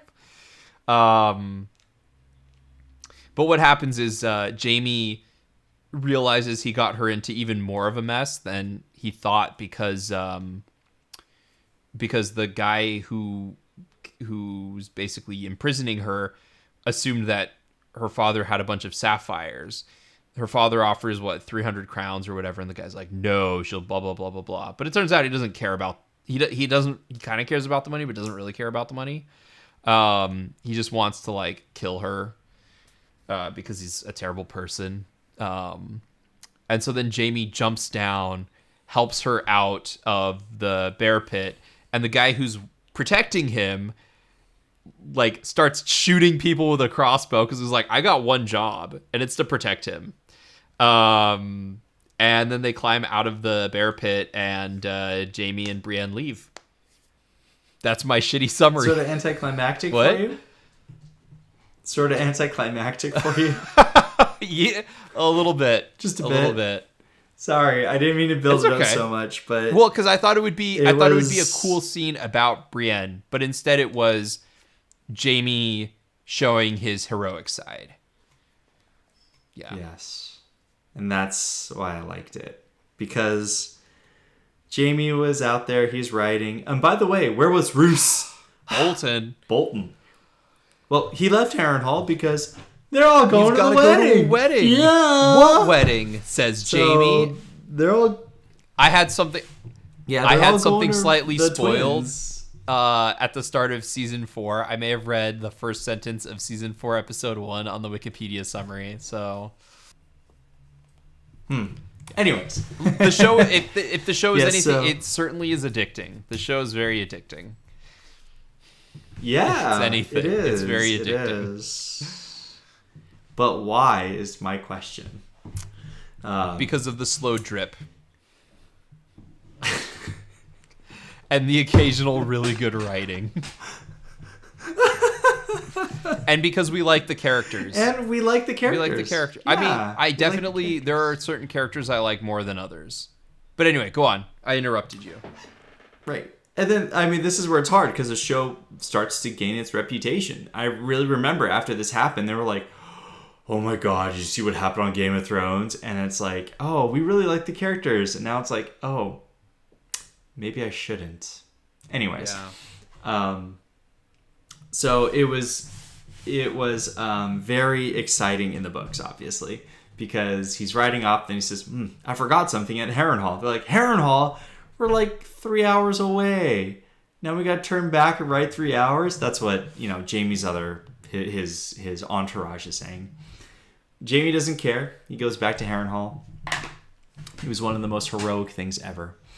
And no human could take a bear. It's just not going to happen.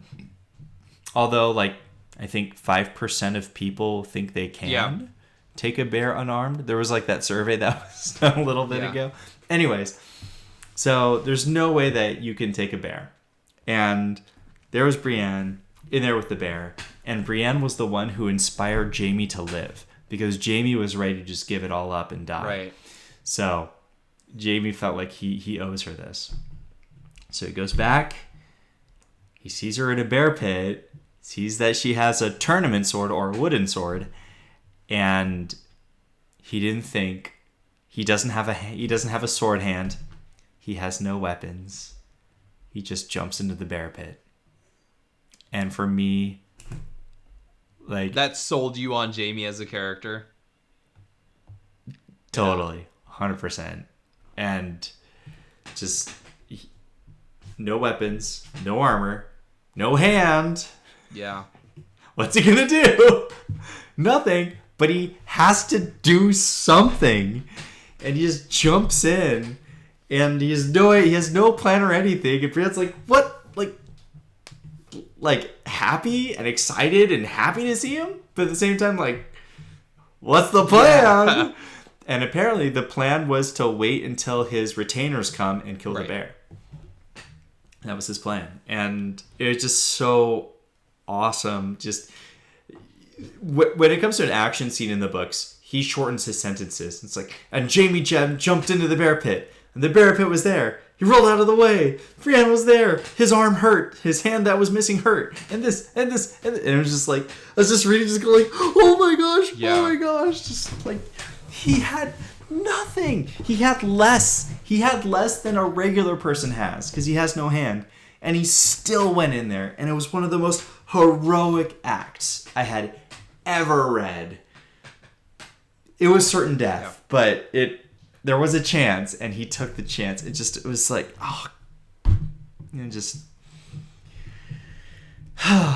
yeah. I mean, I could see how, like, you might think, oh wow, this is gonna happen. It's like, yeah, but it was one of my favorite scenes for other reasons, not for it being an action scene. Well, and again, like, I'm slowly, like, I like Brienne, but they really don't develop her that much in the show. So it makes sense that it's like the Jamie thing that's awesome, but I was just hoping for something. Like, yeah, I know a human can't take a bear. That's why it would be cool if Brienne did.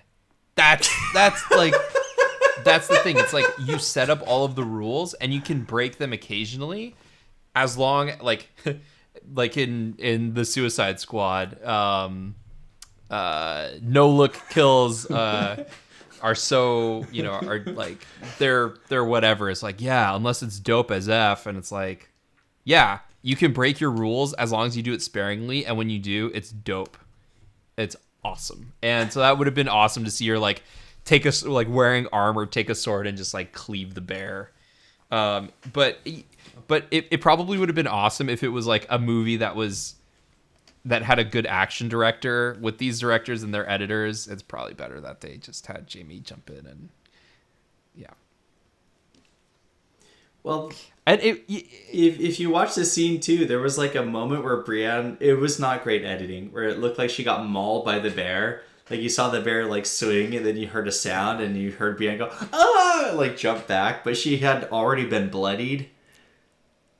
Yeah. And then there was like no extra wound, and there was, you know, a swipe like that, you're you're gone. Like, there's no way you can just be like, ah, like, look, you can't take a glancing blow from a bear. You just can't. Clearly you haven't seen The Revenant, which is very realistic. It's not. There was that movie Backcountry where that bear just mauls. Oh man, it was rough. I also just think, like, the nature of the show, I keep saying, as the show goes on, they start getting looser and looser with the episode run times.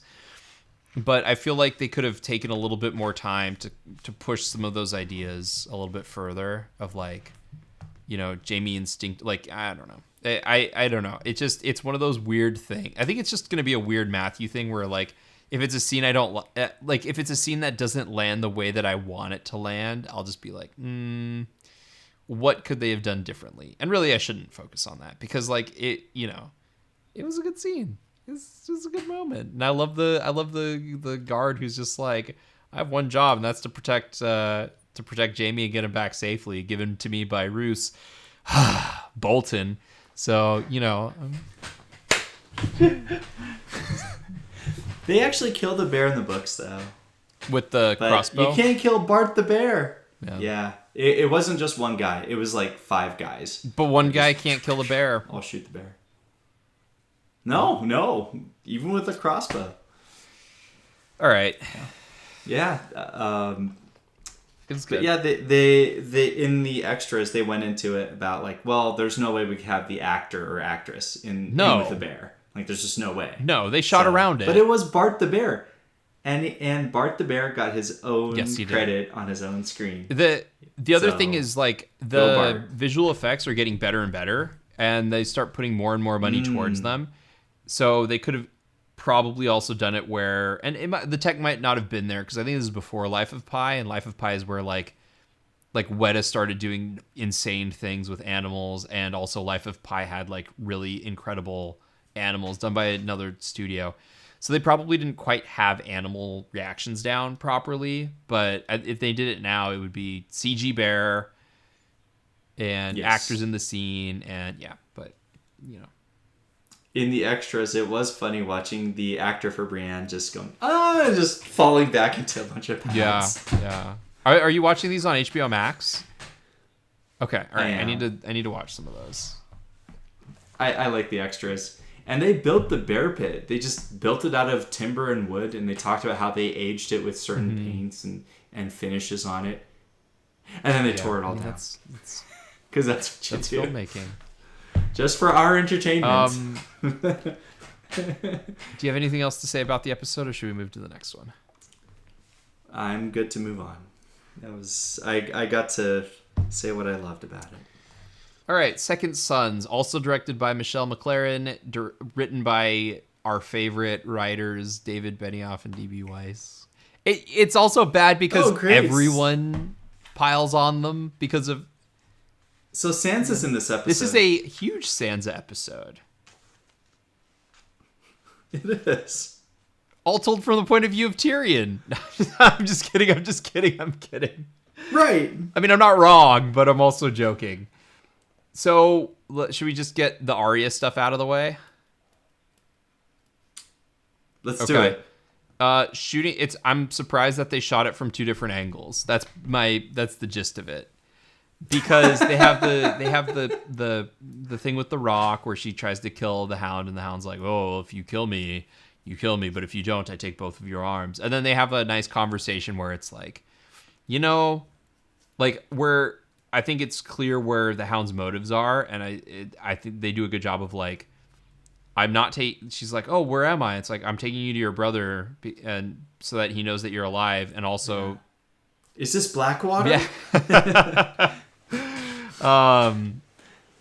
That was a great sense of realism. Yeah, right there. like she wouldn't know. So I like how that Right. developed. He's gonna ransom her, or give her back and get money for her to Robb Stark. That's all I have to say about the Arya storyline.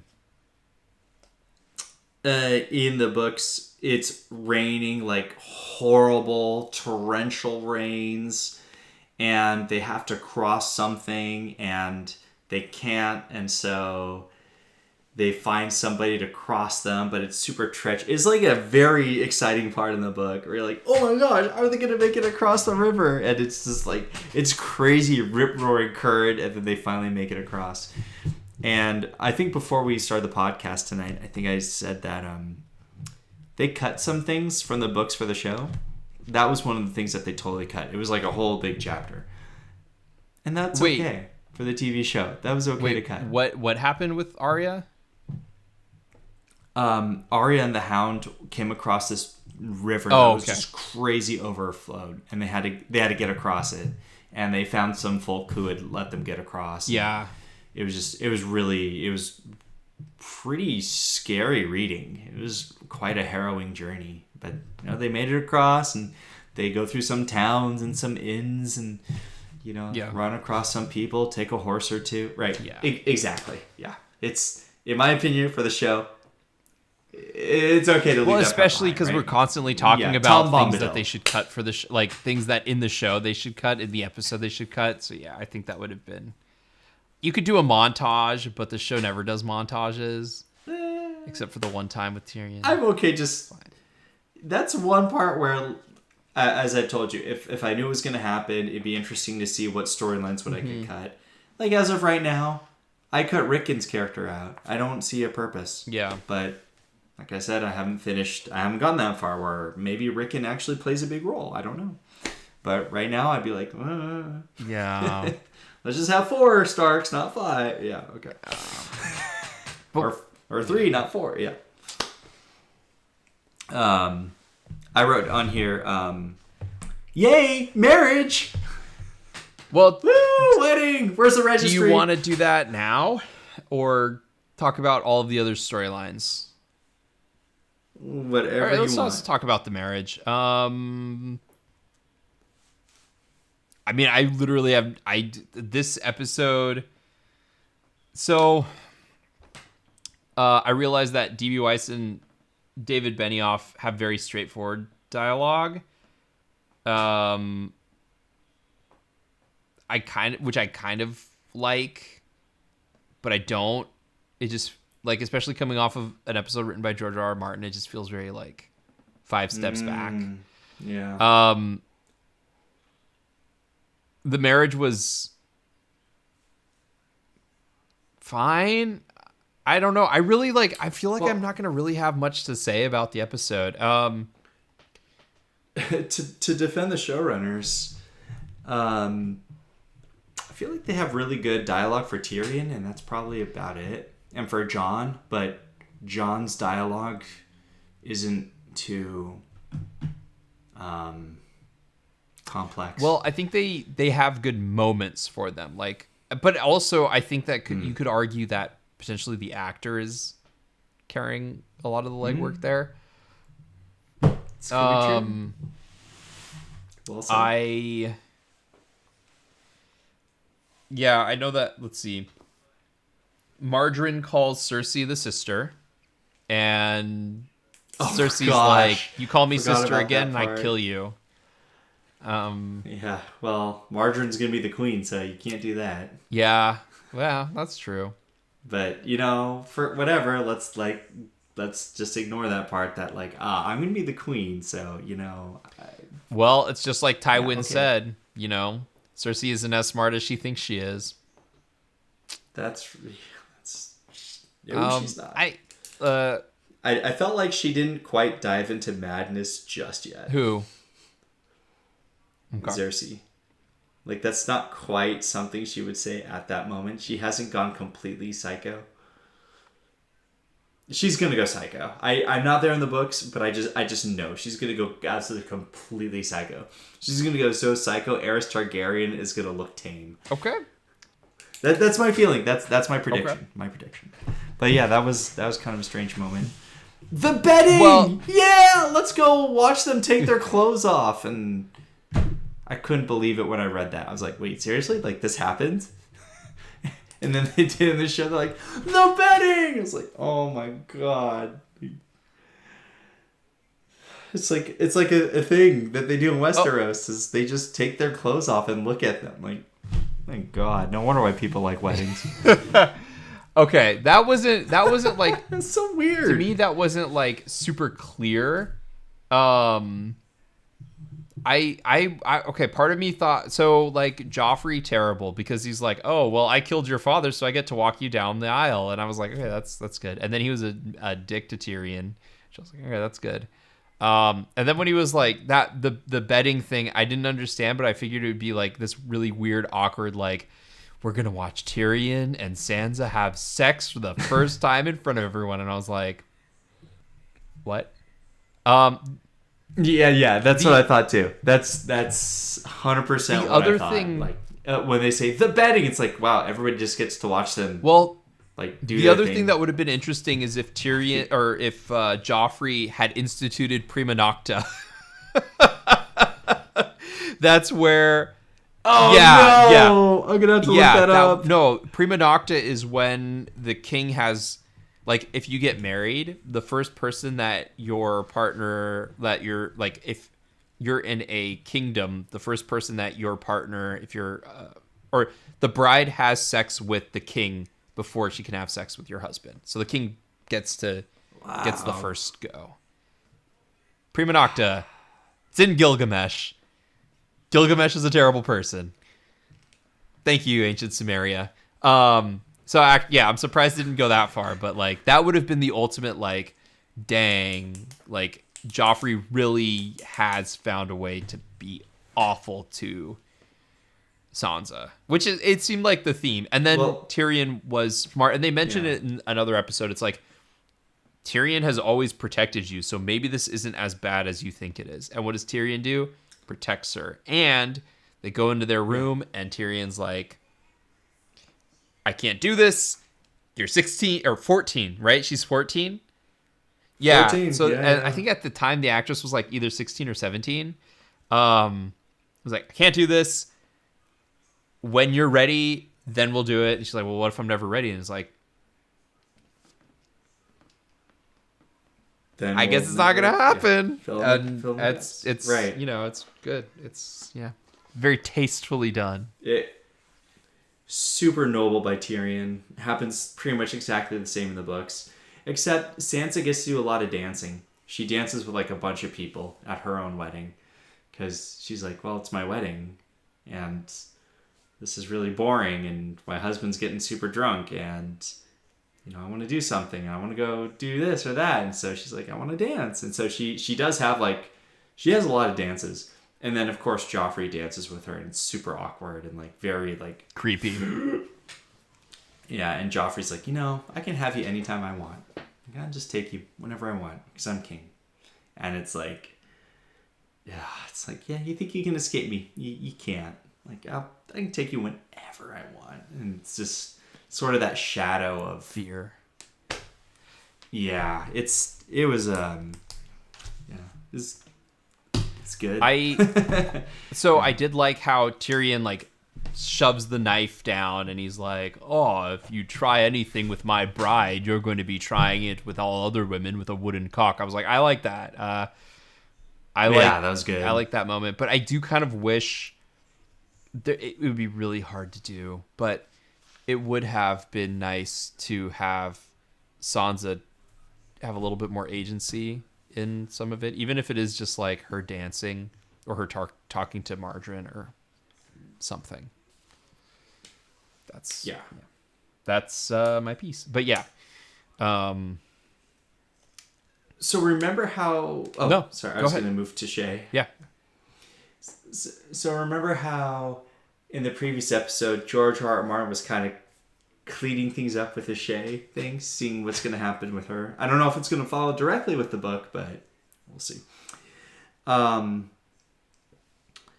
Yeah, they seem to have retconned it because Shay looks at the bed and realizes that there's no fluids. Right. And she smiles at Tyrion like, okay, you are still mine kind of thing. So I'm kind of wondering like,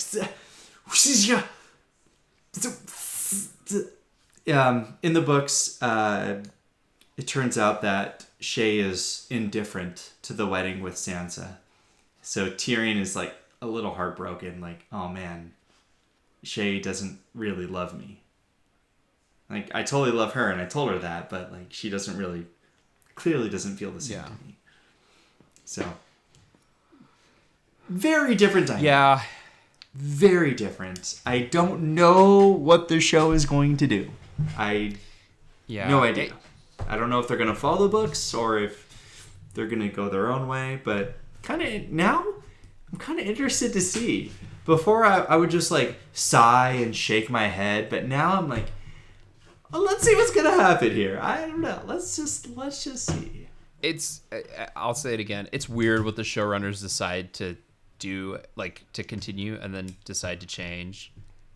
That's my main thing is like yeah. Because it's a big thing that happens. It's a big thing in the book. The wedding? Just leave it at that. Or what happens to Shay? No, what happens with Shay? Which I'm like partially excited and partially nervous to get to. I know. Well, you should be. It's not going to happen until probably pretty far into season 4. But there's also anyway. Anything else to say about the yes. Oh, I like how Shay grabs the blankets like she's going to burn them to make sure that they don't it covers all their tracks. I appreciated that. Yeah. Me too. Anything else? Before we move on to another I do world. not. Where do you want to move to?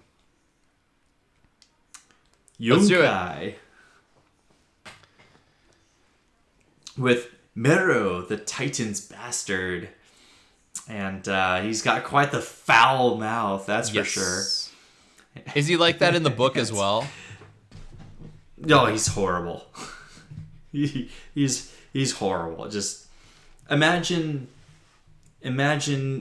teenage boys from the early or late 90s saying all their horrible things and growing up into a person that doesn't change, and that's what you get.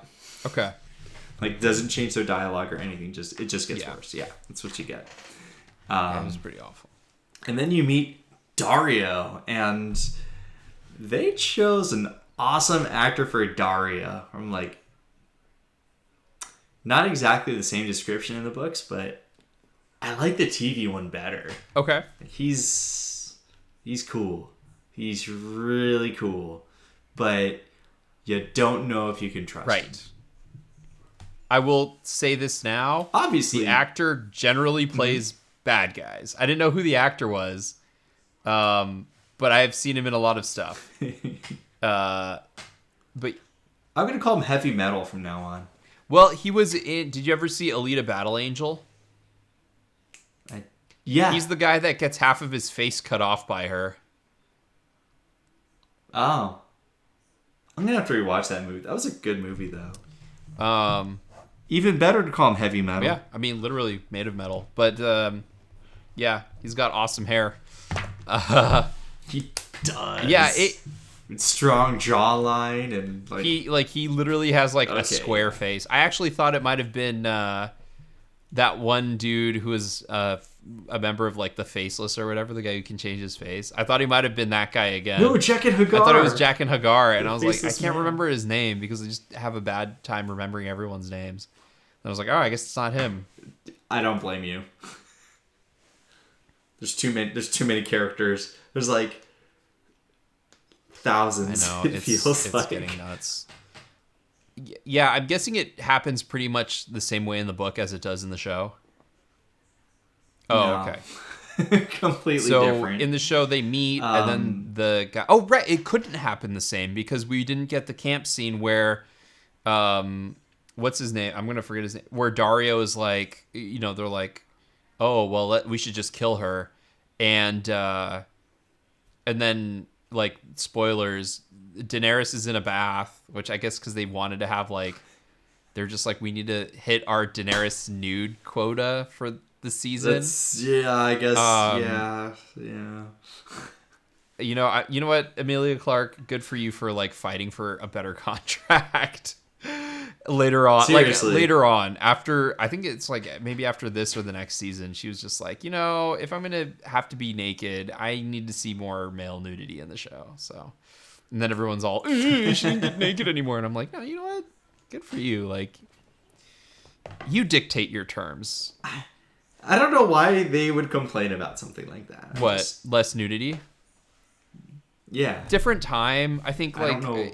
Yeah. different time. Were there people that were really complaining about it? Oh yeah.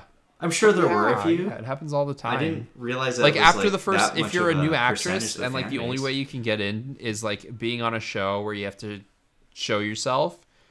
Like after you renegotiate, like when you renegotiate your contract, you generally say like, all right, if you want me naked, either I don't want to be naked anymore, no nudity clause, or if I am going to be naked, you need to pay me more. And then people Or are have a like, body oh double. man, but she doesn't get naked anymore. Like, oh, it was so much better when she was naked. And it's like, no, it's not relevant whether she is or not. Right. Yes. Exactly. That's how I feel. Like, I mean, again, like, it's not like Emilia Clarke has anything to complain. We'll listen to us talk in like 20 years, and it'll be a different time then too. And oh yes, I forgot to mention that.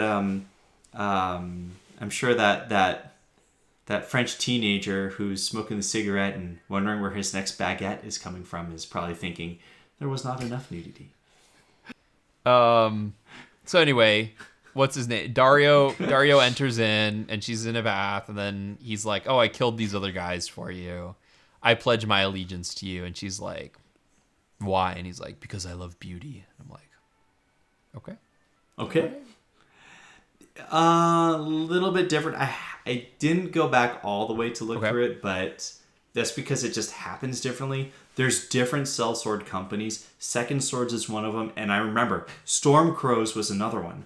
Storm Crows was run by Marrow, because I do remember that Marrow didn't die there. He died a little bit later on in the books trying to assassinate Daenerys, and I think it was Barristan Selmy, one of the exiled knights, who kills him. That's why I was like, wait a minute.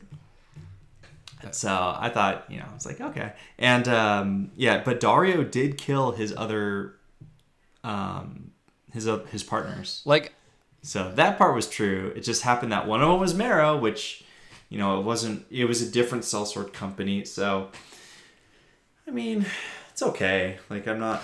I guess, but like, can you imagine being Barristan Selmy and like, okay, I got to do this badass thing, and you get the script and it's like, never mind. I guess I don't get to do this badass thing.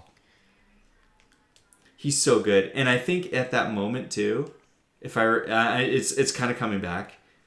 He wasn't close enough, and Marrow got like really close to killing Daenerys, and then Barristan Selmy comes in and does it.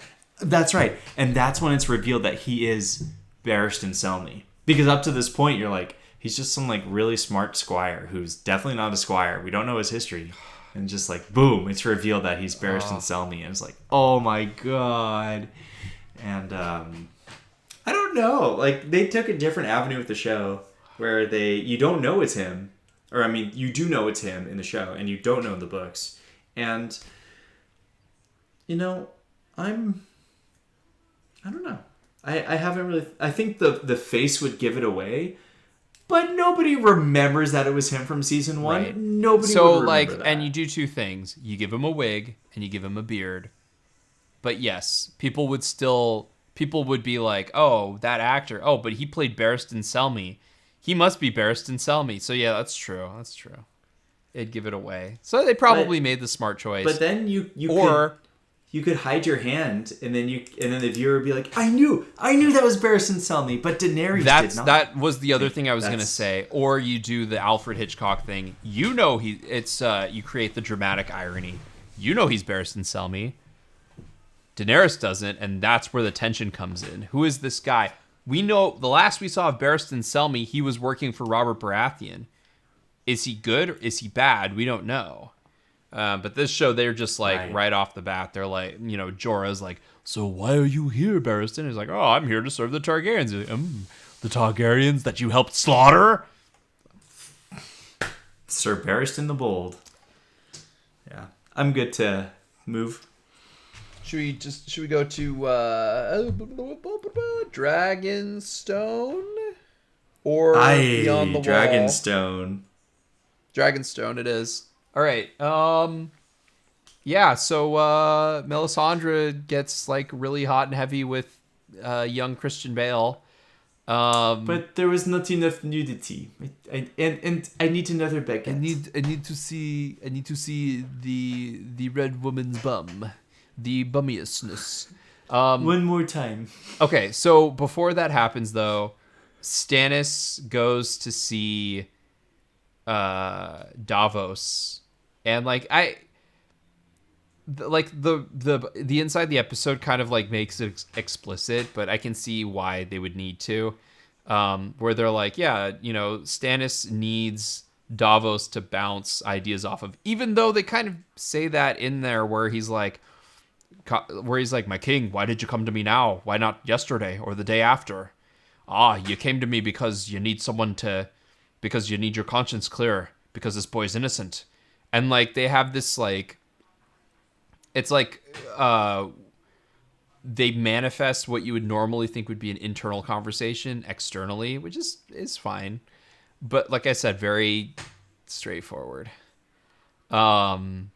And then I'm okay with that. And then they go in, and Melisandre like gets Gendry all hard, and you see a little bit of young Christian Bale, and then she like, it's all like she starts having sex with him, and then starts putting leeches on him. I actually thought it was kind of funny, painful but funny. I don't know. But leeches don't hurt. What? No, leeches don't hurt. They secrete this like fluid where the person who has the it numbs the area around it, so the leech can then leech. Because if you know a leech is on you, you're gonna look and you're gonna pull it off. Right. But if you don't know the leech is on you, then it's just gonna keep eating, and which is what it wants to do. Right. So it's not painful. But I've never had a leech on my Christian Bale before, so I can't. I do not know, but it's very scary. Yeah. By the way, Roose Bolton is actually called the Leech Lord. And he leeches himself like a lot, but we don't know that.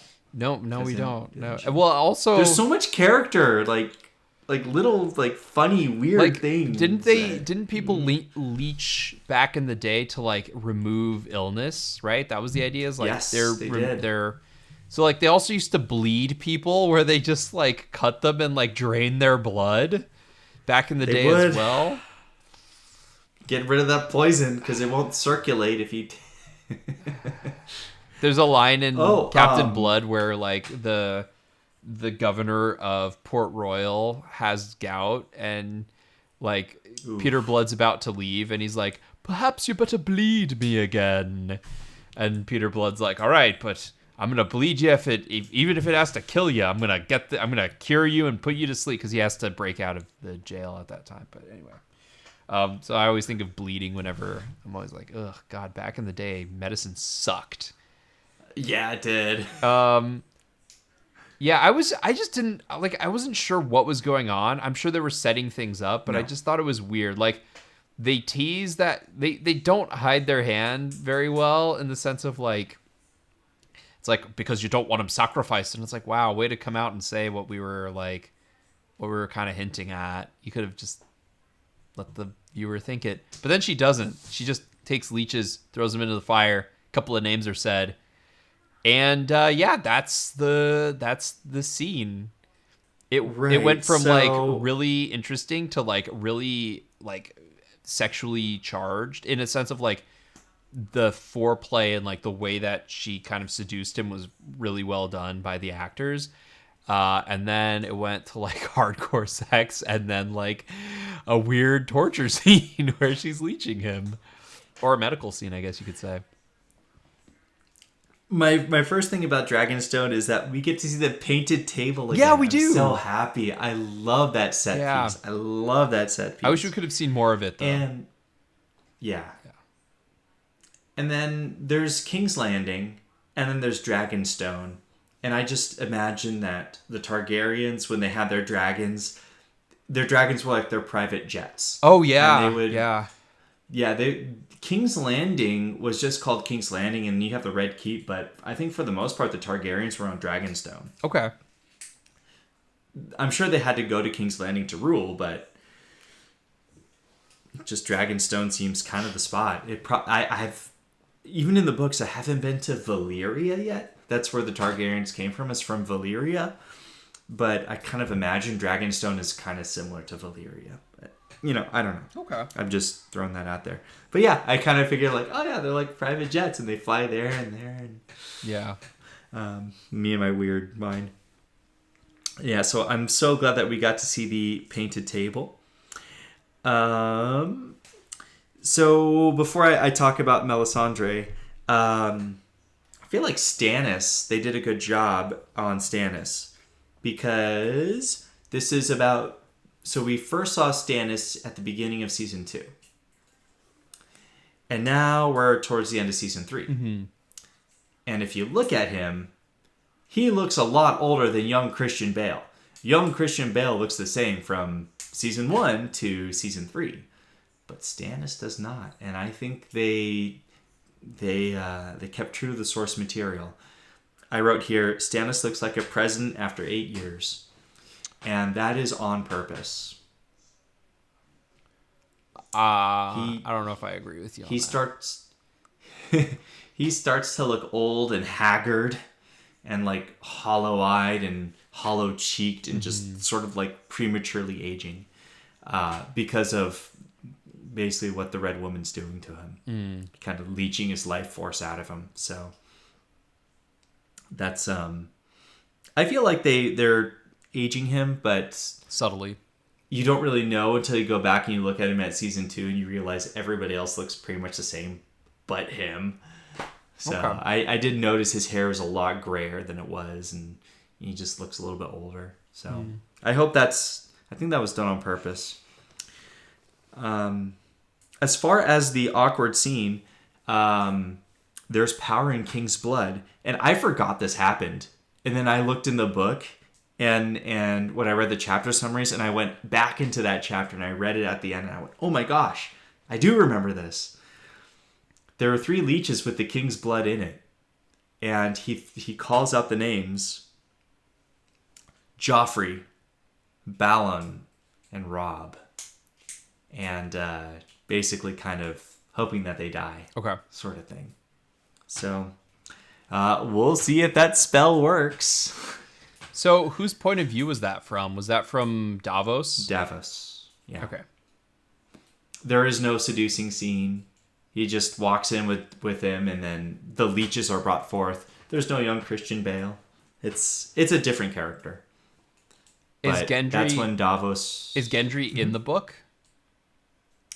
Yes, but he's with the Brotherhood. He stays with the Brotherhood? Okay. He does. Melisandre does not make a venture. They capture one of Robert's bastards from Storm's End. When they took Storm... It's not in the show. But they took Storm's End and they capture Edric Storm. Okay. And that's one of Robert's bastards. And this is going to happen, so I'm not going to spoil it for you. Because I'm hoping that's what happens. What's going to happen happens. So I'm not going to... Okay. We'll put a pin in that say one anything then. about it. That's fine. Yeah. So is Melisandre nearly as like sexually like as sexual in the book as she is in the show? No. Okay.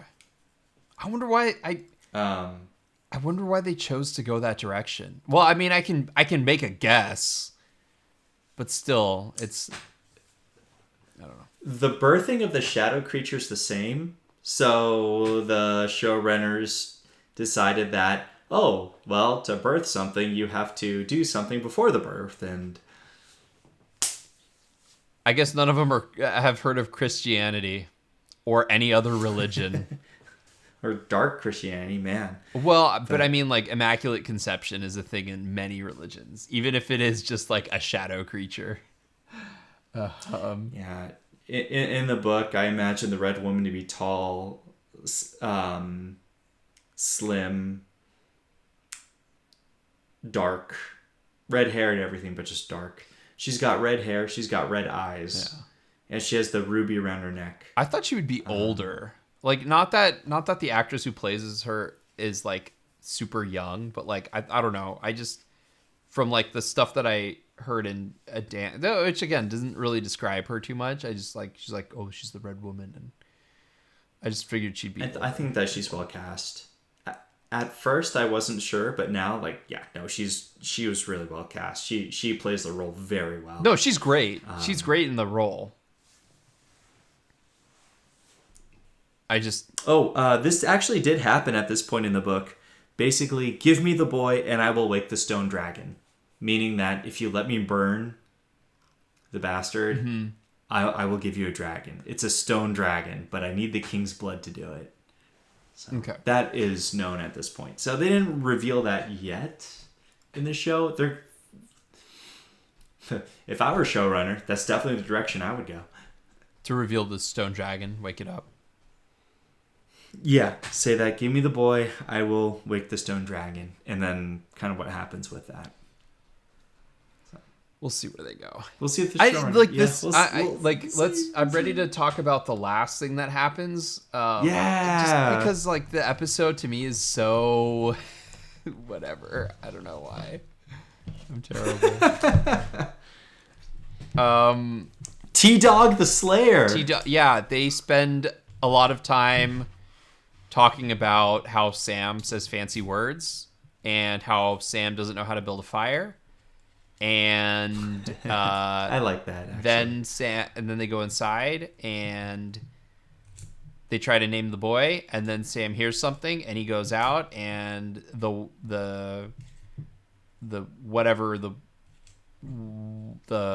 white or whatever they call him an other. They call him a what? An other. The other like destroys his sword, and then because he's going for the baby. Why does the other go for the baby and not Sam or the woman? Is he just used to going for the baby? Is that the reason why? Or is it revealed later? At Craster's Keep, Craster, whenever he would birth a boy, he would send the sacrifice boy out it, as offering. Yeah. And so it's sent out as offering for. So the white is, or the other is there for the boy. Like it's a Pavlov response type thing. As the offering. Like, this is the offering you promised me. Now I'm going to come and get it. But like, or I should say that is the offering that was promised, and I'm going to get it. Right, but like the like they're in a different location than They are. So like, why wouldn't the other go for like Sam or the girl? I guess because they want the baby. Is it revealed in the book? Like maybe they want the baby for something, like maybe they can turn the baby into an other or something like that. This is one where they switch things up. Okay, so let me just finish what happens. Sam stabs it with a dagger, and then after you think about it, you're like, oh, it's the dragon glass, it's the obsidian dagger. And the walker is destroyed, and I was like, that's amazing! And I was also thinking, like, that was not set up at all, and it would have been nice if they set it up. But they did! You just have to have a steel trap memory and remember, like, 3 episodes ago and not have a life in between. Can you imagine waiting a week, having that happen, and then be like, I need to go to the internet because I don't understand why he stabbed it with his dagger, and then realize, oh, it's because it's the obsidian dagger. I don't know why I'm saying it. I'm saying obsidian that way. I don't know why. That really bugged me. Like, it shouldn't bug me. It should. It shouldn't bug me. It bothered me. But it's like, it's this weird, like, you can break storytelling rules, but you need to know why you're breaking them. And for some reason, it bugged me. I even wrote... Bookend it with Sam. What? Bookend it with Sam. Bookend it with Sam. Have him at the beginning of the episode with that 1-minute scene with Gilly showing the dagger. End it with that scene at the end. That's what I thought they were going to do when I first saw Sam, because I knew it was going to happen. Yeah. And then they didn't. Again, I also wonder if it's they get paid for every episode they show up in. But even then... Okay, all right. How does it happen in the book? I will say music was good, but it wasn't as scary as it could have been. Like, I feel like it should have been really scary, and I don't think that they chose the right angles. I don't think they revealed it in a way that was scary. I felt like they just kind of... They probably didn't board it. They didn't storyboard it to a point where it was, like, actually a scary thing. And so then they had to just shoot how they boarded it. That's my guess. And maybe, you know what? Maybe people want to come after me that I think that it wasn't shot in a very scary way. That's fine. I don't care. I don't think it was as scary as it could have been. Lucas, you watch a lot of horror films, so you can say otherwise. It just felt not as good as those horror films. All right. It's hard to be an Insidious or Paranormal Activity 3. Yeah. It was scary, not from a horror sense, but scary from a life and death point of view. Yeah, but you could enhance that by making it like yeah, the situation is already scary, but you know, like crank it up using filmmaking techniques. Make it even worse. Make the reveal slower. Make the tension mount better. And then when the reality of it hits, you have to do, you know, it's more encompassing. I think... Now I sound like one of the showrunners. I think that Sam was very scared in that moment. Oh, no, duh. Sam the Craven. And so was Gilly. Gilly was too. She was screaming. I think that Gilly was very scared. Well, I think that when you look back at that situation... I'm doing my best, David Benioff. Well, I think when you look back at that situation, you know, you see that, you know, like Gilly's sitting there and she's scared because, you know, she's worried that this creature is going to go and grab her daughter or her son and potentially kill her son, and that causes a lot of fear in her. But she remembers that she's not a little girl anymore. And no, stop. And it's just a computer-generated image, anyways. You know, when you hear those sounds, and then Sam remembers something that you know he has you know, a something that he can stab the creature with, and it's in that moment that we really get to see how smart Sam really is, and I think it's a very important scene because it shows that you know, Sam actually can kill. No. That was great. Thank you. Did you go to impressions camp? So how does it happen in the book? Very different.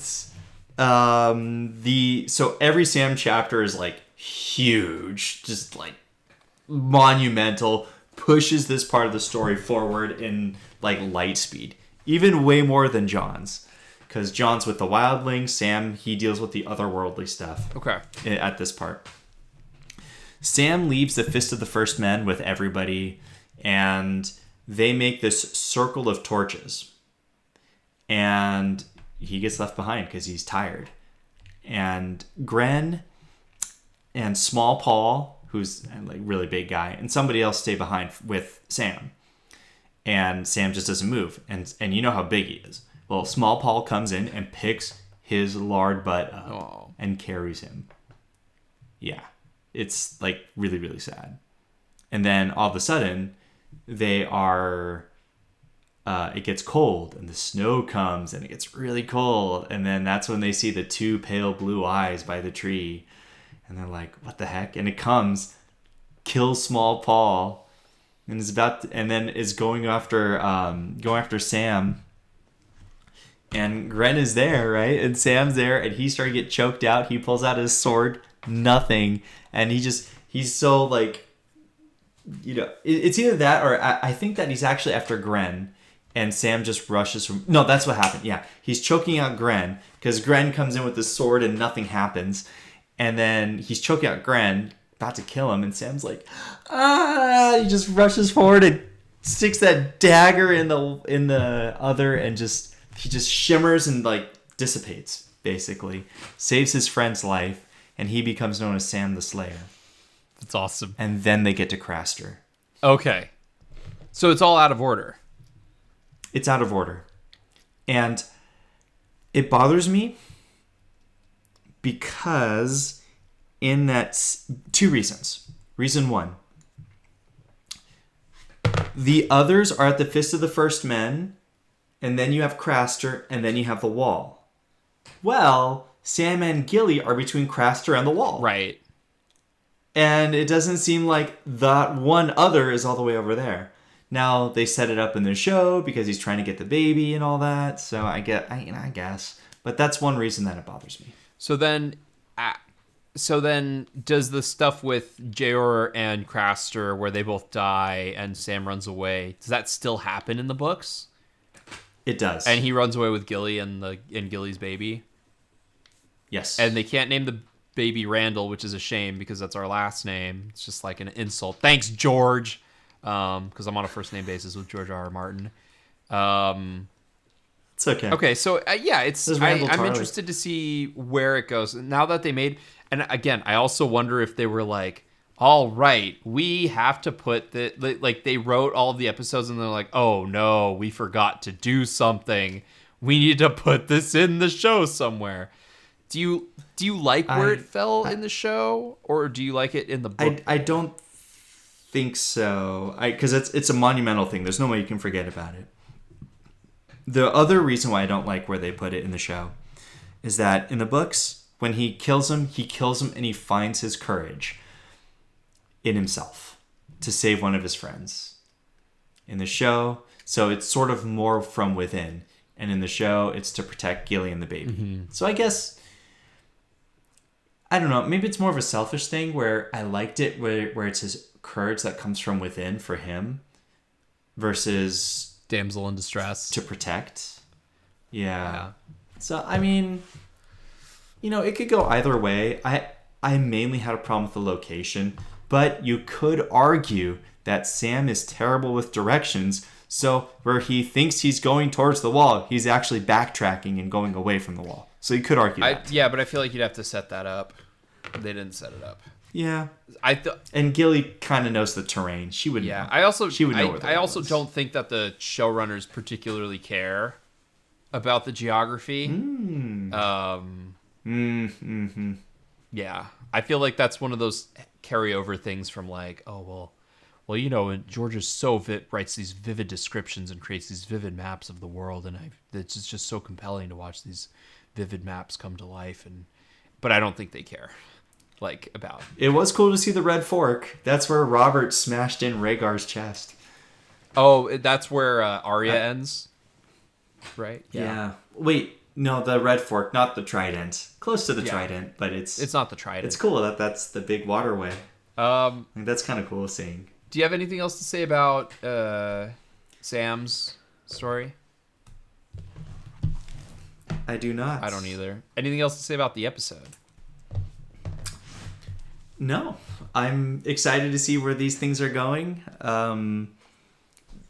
So, spoiler alert, they're going to have to do something with Dario. He's not all that present in the books. So I don't... and if you're going to introduce him like that in the show, you kind of got to keep him in there for a little bit. Okay. So I'm kind of curious to see what they're going to do there. Might just be another character cul-de-sac. Bring him in, escort him out. Yeah. That's going to happen to a couple characters. Maybe. Except over like a couple seasons. Yeah. Well, like, there's all of these little things that I know happen in the show that I'm looking forward to. The first one, I'm looking forward to more out of a morbid curiosity, I think, which is going to be our next 2 episodes than anything else. Although I was kind of sad that there wasn't any more pushing forward of Jaime's story in this episode. Well, there's not much to push forward. Okay. Okay. They're probably going to wait till season 4. I have a feeling they're going to come back, if not next episode, by episode... Because they want to... By episode 10, because they want to make sure everyone knows, like, where everyone is at the end of the episode. So I think they're going to bring back all of any character that isn't focused on the next episode. They will bring them back just to put a little pin in them, so that we know where they are before the next season begins. That's what I think is going to happen. Well, I got pretty good questions here. Okay. Which from the last podcast, I was like, all right, we'll save it for this one. And now I'm thinking, well, since the next episode of our podcast is only going to focus on 2 episodes, I will save No. What's Give me one question. One question. At okay. least, yeah. All right. And then we can wrap it up. Okay. Kind of the big one, I think this is the good one, the good question here, is the Brandon Sanderson. Promise, progress, payoff. Dany is getting her army. War is afoot. Would you say that with the Daenerys storyline, the promise, progress, and payoff is sort of coming to fruition? Yeah, why not? I agree. Yeah. I think that when they showed the dragons torch Astapor, I was like, okay, that's a pretty good payoff right there. Yeah. And now she's Daenerys the Conqueror. Yeah. And it's sort of sweeping across. So I feel like that's a good one. Especially compared to season 2. Where Khaleesi! Where she takes Khaleesi! Yeah. Okay. Show's doing a good job of that one, I think. That particular storyline. But the Bran storyline... Oh, baby. It's a game of inches, right? So they finally introduced those characters. Jojen Reed. But, like, it just feels like Bran's storyline just feels like a continual set of, like, Bran shuffles forward a couple inches. Yeah. Why are we still following him? What are we doing? I'm guessing that's how it felt in the book too. Not really. It's hard because they do a lot of description and there's a lot of banter between everybody. Like a lot of dialogue and discussion and, Dialogue? a lot of hodoring and and a lot of Mira and Bran flirting, and Joja acting weird, and Bran's like, hey, I'm the prince. I'm the one who gets to decide, but Jojen says we have to do this and we all just do it. But I'm the one who gets to choose. Like, what the heck? Why are we always doing what he does when I'm the one who should be able to decide things? So there's a little, like, they're both together on the same journey, but there's a little bit of a rivalry. Mm-hmm. And Bran and Mira have pretty good banter, and they kind of grow close. Hodor is just being Hodor, and Bran is working. So here we go. Things that I'm interested in. Bran is trying to harness his ability to enter summer and become a warg. Right. Now that we know what wargs are. So he's just been constantly practicing. And there's scenes with Summer who sniffs out people, and so they run the other way, and, you know, they do things like that. So that's kind of what's going on with them. Probably harder to do for a television show, obviously, but no. There's a lot of things that are hard to do for a television like that are potentially hard to do for a show, and they just choose not to do it. They just choose not to put in the effort. And I'm still so upset that Joffrey's not getting his hand maimed. Maybe I'll wait till next season. I don't think it's happening. I keep waiting for them to say that the Iron Throne is uncomfortable to sit on, and I just don't think it's going to happen. I know. Jon's hand is suddenly, he's not feeling the burn anymore. Yeah, he flexed his fingers on his burned hand. But now when I read a Jon chapter, he flexes the fingers on his sword hand. That's so no longer burned. I guess this is the other reason why, like, so long ago, like, okay, Jon's storyline is slowly moving somewhere. I think that, like, their promise of, like, things happening is going there much more than in season 2. In season 2, it just felt like spinning plates, kind of. Although it didn't, because, like, it's like, okay, they went beyond the season 2, it did. Season 2 just didn't move very well for Jon, because, like, no, it didn't. Half of it was spent with them wandering around nowhere, and then the other half was spent with him wandering around nowhere with Ygritte. Pretty much. What others? Much more active in season 3. Tyrion's storyline, it feels like things are happening to Tyrion instead of Tyrion doing things. So if you ask me what is Tyrion doing, it's like Tyrion is just there so that Peter Dinklage can have fun. What is Theon? What's Theon's storyline? No one knows. The actor wants his paycheck, and they're making him earn it. Oh, and he is earning it. Oh my gosh. But the acting that he's doing, it doesn't look like acting. Like, that's what's kind of scary about it. Oh. I'm sure everybody else in the room is like, well, I'm supposed to be playing this role, but man, he's really making me feel like I'm really the character I'm playing. What other characters are there that we can do the promise, progress, and payoff on? Margarine. Sansa. Yeah. Well, what's her promise? Shay and Roz were like, we better watch out for that one. Yeah. That was the dumbest thing ever. Rest in peace, Roz, as a character. So much, like... Varys catching the wizard. Still waiting to see how that one turns out. Oh, I got my last question for you. Yeah. Okay, Peter Baelish. This is my last question for you. You mentioned something earlier that you said that the show's addicting. And I think we kind of touched on it, but...